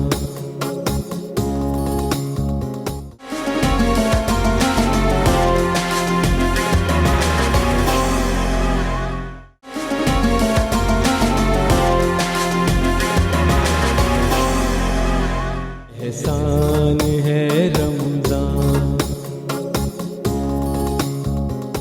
ویلکم بیک ٹو احسان رمضان. اور آپ دیکھ رہے ہیں بریک پہ جانے سے پہلے ہم کر رہے تھے سبروسو کی چکن کچوری فرائی اور یہ ہو چکی ہیں لائٹ گولڈن براؤن سا اچھا سا کلر آ گیا ہے. اور اب کچوریاں ہیں تو کھانی تو پڑیں گی، لیکن ہم اس کا ایکسٹرا جو کیلوریز ہیں وہ کیسے نکالیں گے؟ تو اس کے لیے میں یوز کر رہی ہوں زوپ کی پیپر شیٹ.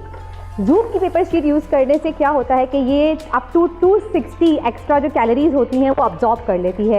تو یہ دیکھیے جناب، میں نے زوپ کی جو شیٹ ہے وہ میں نے بچھا دی ہے اور اب اس میں ہماری مزیدار سی سبروسو کی چکن کچوریز جو ہیں وہ میں نکال لوں گی تاکہ اپ ٹو 260% کیلوریز جو ہیں وہ اس کی کم ہو جائیں. یہ دیکھیے اب آپ بے فکر ہو کے ڈیپ فرائڈ کھانے کھا سکتے ہیں. ایٹ لیسٹ آپ کو یہ ٹینشن نہیں ہوگی کہ بھائی اس میں کیلوریز بہت زیادہ ہیں.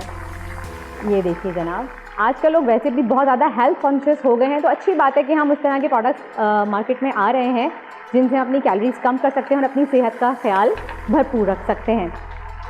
تو یہ ہو گیا ہمارا کام ختم. آئل کو کر دیتے ہیں یہاں پہ شفٹ.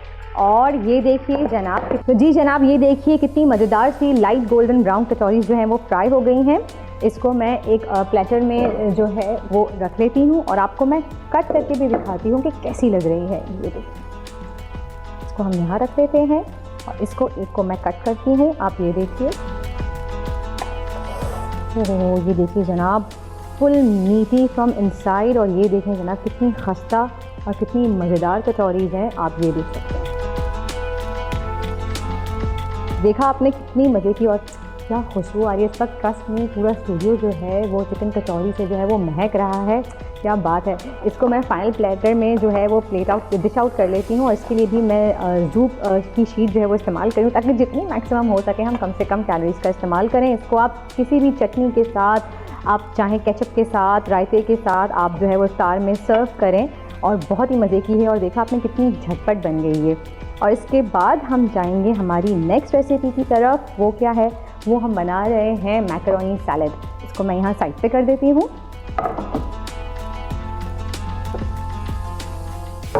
اور میکرونی سیلڈ کے لیے میں ایک مکسنگ بول لے رہی ہوں کیونکہ ہمیں سب سے پہلے اس کے لیے مکسنگ بول کی ضرورت ہے. اور یہاں پہ انگریڈینٹس آپ فٹافٹ سے نوٹ ڈاؤن کر لیجیے ہمیں کیا چاہیے. میرے پاس ہے یہاں پہ 2 کپ ہول گرین پاستا میں نے لیا ہے، ایلبو پاستا. اگر آپ چاہیں تو آپ نارمل پاستا وائٹ اس کا بھی لے سکتے ہیں، وائٹ فلاور کا. میں یہاں پہ ہول گرین پاستا یوز کر رہی ہوں. پلس میرے پاس اسپیگیٹی ہے، اراؤنڈ ہاف اے کپ میں نے لیا ہے. 1 کپ بوائل کرنے کے بعد وہ ہو گئی ہے.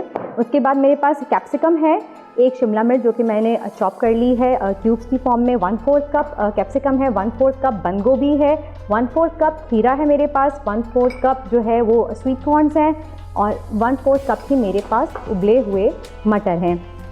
سب سے پہلے ہم اس کی جو ہے وہ مکسنگ، جو اس کی سوس ہم بنائیں گے وہ ہم ریڈی کر لیتے ہیں. تو سب سے پہلے ہم یہاں پہ لیں گے 4 ٹیبل اسپون میونیز. ایک مکسنگ بول میں آپ پہلے تمام انگریڈینٹس جو ہے مکس کر لیجیے گا، پھر سارے ویجیز ڈالیے گا. اچھا جی، ہم نے یہاں پہ میونیز لیا. اب اس کے بعد ہم اس میں ایڈ کریں گے آل پرپز کی کریم. آل پرپز کی کریم ہم ڈالیں گے تقریباً 5 to 6 ٹیبل اسپونس اور اس کو میونیز کے ساتھ اچھے سے مکس کر لیں گے. جی یہاں پہ میں نے لی ہے اراؤنڈ 5 to 6 ٹیبل اسپون کے قریب جو ہے وہ آل پرپز کی کریم. یہ بہت ہی کریمی اور مزے کی جو ہے وہ سیلڈ بنے گی. اچھا جی، اب اس کے بعد باری آتی ہے سیزننگ کی. ہاف اے ٹی اسپون میرے پاس ہے garlic powder, half A T spoon میرے پاس ہے انین پاؤڈر. اگر آپ کے پاس گارلک پاؤڈر یا انین پاؤڈر اویلیبل نہیں ہے تو آپ 1 کلوو جو ہے گارلک کی اس کو آپ گریٹ کر لیجیے باریک، وہ ڈال سکتے ہیں. 1 چھوٹی کلوو لیجیے گا، بڑی ہے تو آدھی لیجیے گا. 1 ٹیبل اسپون میرے پاس ہے ہاٹ سوس، آپ ہاٹ چلی سوس بھی لے سکتے ہیں. 4 ٹیبل اسپون میرے پاس ہے کیچپ. ہاف ٹی اسپون میرے پاس ہے بلیک پیپر پاؤڈر، کالی مرچ کا پاؤڈر. اور نمک میں یہاں پہ لوں گی 1/4 ٹی اسپون کیونکہ پاستا بوائل کرتے ہوئے بھی اس میں نمک کا استعمال کیا تھا، یا پھر حسب ذائقہ آپ نمک اس میں ایڈ کر سکتے ہیں. اور اس کو پھر ہم کریں گے اچھی طریقے سے مکس. جب تک میں سوس کی مکسنگ کر رہی ہوں آپ جا کے لیجیے ایک چھوٹا سا بریک کے بعد واپس آئیں گے اور پھر آپ کے سامنے بنائیں گے کمپلیٹ سیلڈ. احسان ہے رمضان،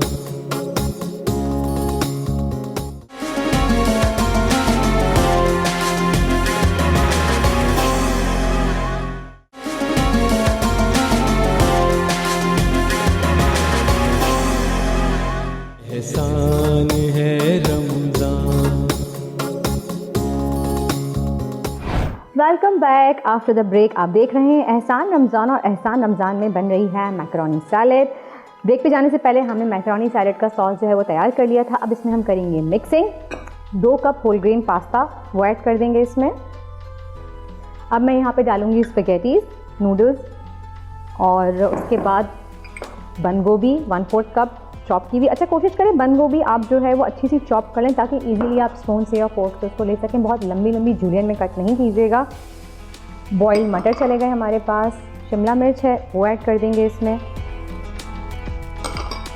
سویٹ کارنس، اور یہ ٹھیک ٹھاک کوانٹٹی میں بنے گی سیلڈ. پائن ایپل چنکس اور ان دا اینڈ ہم کھیرا ایڈ کریں گے اس میں اور اس کو اچھی طریقے سے ہم کر لیں گے مکس. ونس اگین میں آپ سے کہتی ہوں جب بھی آپ سیلڈ بنائیں یا کوئی بھی کریمی فروٹ چاٹ بنائیے یا کوئی بھی فروٹ چاٹ نارمل بنائیے, آپ اس کو جو ہے اس کو اسپون سے مکس مت کیجیے, آپ اس کو فولڈنگ ٹیکنیک یوز کرتے ہوئے جو ہے وہ فولڈ کریں. یہ دیکھیں اس طرح سے آپ نے فولڈنگ ٹیکنیک میں بار بار بتا رہی ہوں, آپ کو پہلے ہی بتا چکی ہوں. آپ نے اسپیچولا کی مدد سے بول کو آپ نے اسکریپ کرتے ہوئے ٹرن کرنا ہے پورا راؤنڈ اینڈ دین سینٹر سے اس کو کٹ کرنا ہے.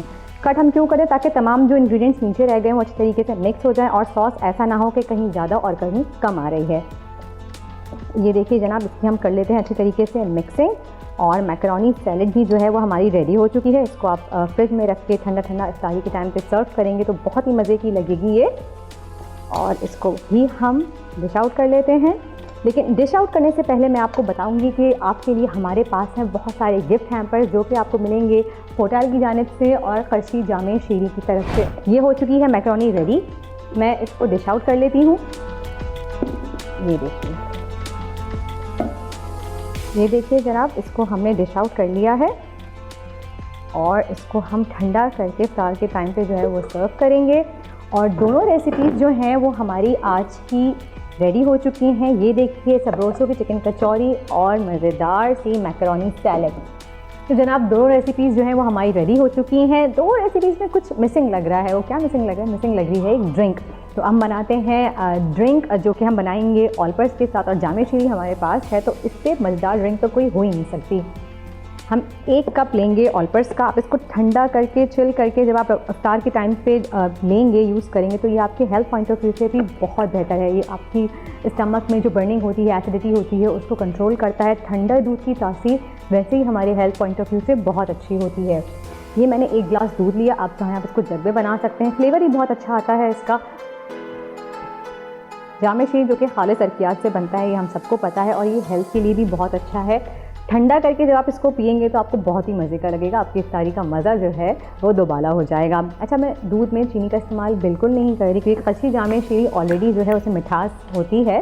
تو یہاں پہ میں 1.5 ٹیبل اسپون یا پھر اپنے ٹیسٹ کے حساب سے آپ 2 ٹیبل اسپون تک لے سکتے ہیں, جتنا بڑا آپ کا گلاس ہے اس طرح سے. اور اس میں آپ چاہیں تو آپ جو ہیں وہ چیا سیڈ یعنی کہ تو ملنگا بھی ایڈ کر سکتے ہیں. تو اس میں بالنگا آپ کے اسٹمک کی برننگ کو ختم کرتا ہے, ایسیڈیٹی کو ختم کرتا ہے اور ویسے بھی یہ ہماری صحت کے لیے بہت ہی زیادہ فائدہ مند ہے. تو کوشش کریں, اگر جو لوگ دودھ پینا اوائڈ کرتے ہیں, جن کو دودھ کا ذائقہ نہیں پسند, دودھ کا ٹیسٹ نہیں پسند, وہ جامع شیری کے ساتھ بھی ٹھنڈا کر کے دودھ جو ہے وہ پی سکتے ہیں. پھر اس کے علاوہ جامع شیری کو آپ جو ہے وہ اپنی فروٹ چاٹ کے اوپر ٹاپنگ میں یوز کر سکتے ہیں, آئس کریم کے اوپر ٹاپنگ میں یوز کر سکتے ہیں. اور ایک مزے کی بات بتاؤں میں آپ کو, آپ اس کو ڈیزرٹس میں بھی استعمال کر سکتے ہیں. ہم سوئیاں تو جو ہے ہمیشہ عید پہ بناتے ہی ہیں, لیکن اگر آپ اس میں 2 ٹیبل اسپون جامع شیری ایڈ کر دیں تو سوئیوں کا پورا ٹیسٹ جو ہے وہ ڈفرینٹ ہو جاتا ہے اور بہت ہی مزے کی اور ڈفرینٹ لگتی ہیں. آپ ٹرائی کر کے ضرور دیکھیے گا, آئی ایم شیور آپ کے گھر والوں کو پسند آئے گی. اور یہ دیکھیے جناب, آلپرس کی اور جامع شیری کی ڈرنک بھی جو ہے وہ ہماری ریڈی ہو چکی ہے. Again it's a healthy drink اور اس کے ساتھ ہم یہ سرو کریں گے. اب ملتے ہیں ڈائننگ ایریا میں.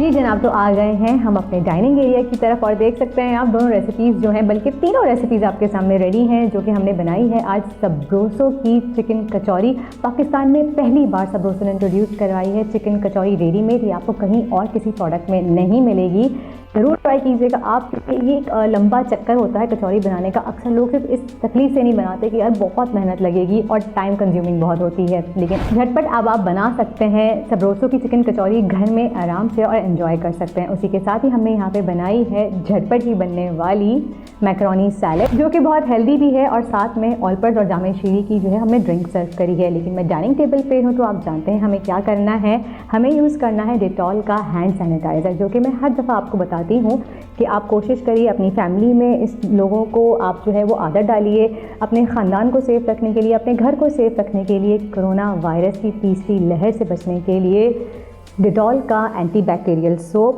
ڈیٹول کا صابن اور ڈیٹول کا ہینڈ سینیٹائزر ہمیشہ استعمال کریں اور ڈائننگ ٹیبل پہ بھی رکھیں، تاکہ ہم کرونا کے خلاف اپنی فیملی کو تحفظ فراہم کر سکیں۔ اسی کے ساتھ ہی افطار کا وقت ہوا جاتا ہے، تو آئیے شامل ہوتے ہیں دعا میں۔ احسان ہے رمضان،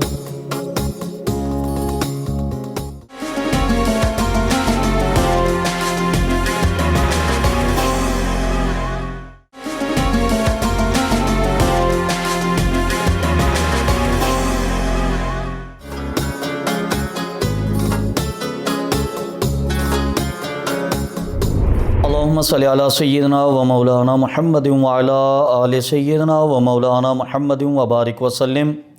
رب انی مغلوب فانتصر، رب انی مغلوب فانتصر، رب انی مغلوب فانتصر۔ یا رب العالمین، اپنی رحمت کاملہ کے صدقے ہم بہت عاجز ہیں، ہم بہت گناہ گار ہیں، اپنی رحمت کاملہ کے صدقے ہمیں دشمنوں کے شر سے پناہ عطا فرما۔ یا رب العالمین، ہمیں حاسدین کی حسد سے پناہ عطا فرما۔ اے اللہ، ہمیں شریروں کے شر سے پناہ عطا فرما۔ اے اللہ، عالم اسلام پر اپنی رحمتوں کا نزول فرما، عالم اسلام کی حفاظت فرما، بالخصوص یا رب العالمین ہمارے ملک پاکستان کی حفاظت فرما۔ یا رب العالمین، ملک پاکستان کو کامیابیاں عطا فرما۔ یا رب العالمین، اپنی رحمت کے صدقے ہمیں عروج عطا فرما۔ یا رب العالمین، ہمیں زوال سے پناہ عطا فرما۔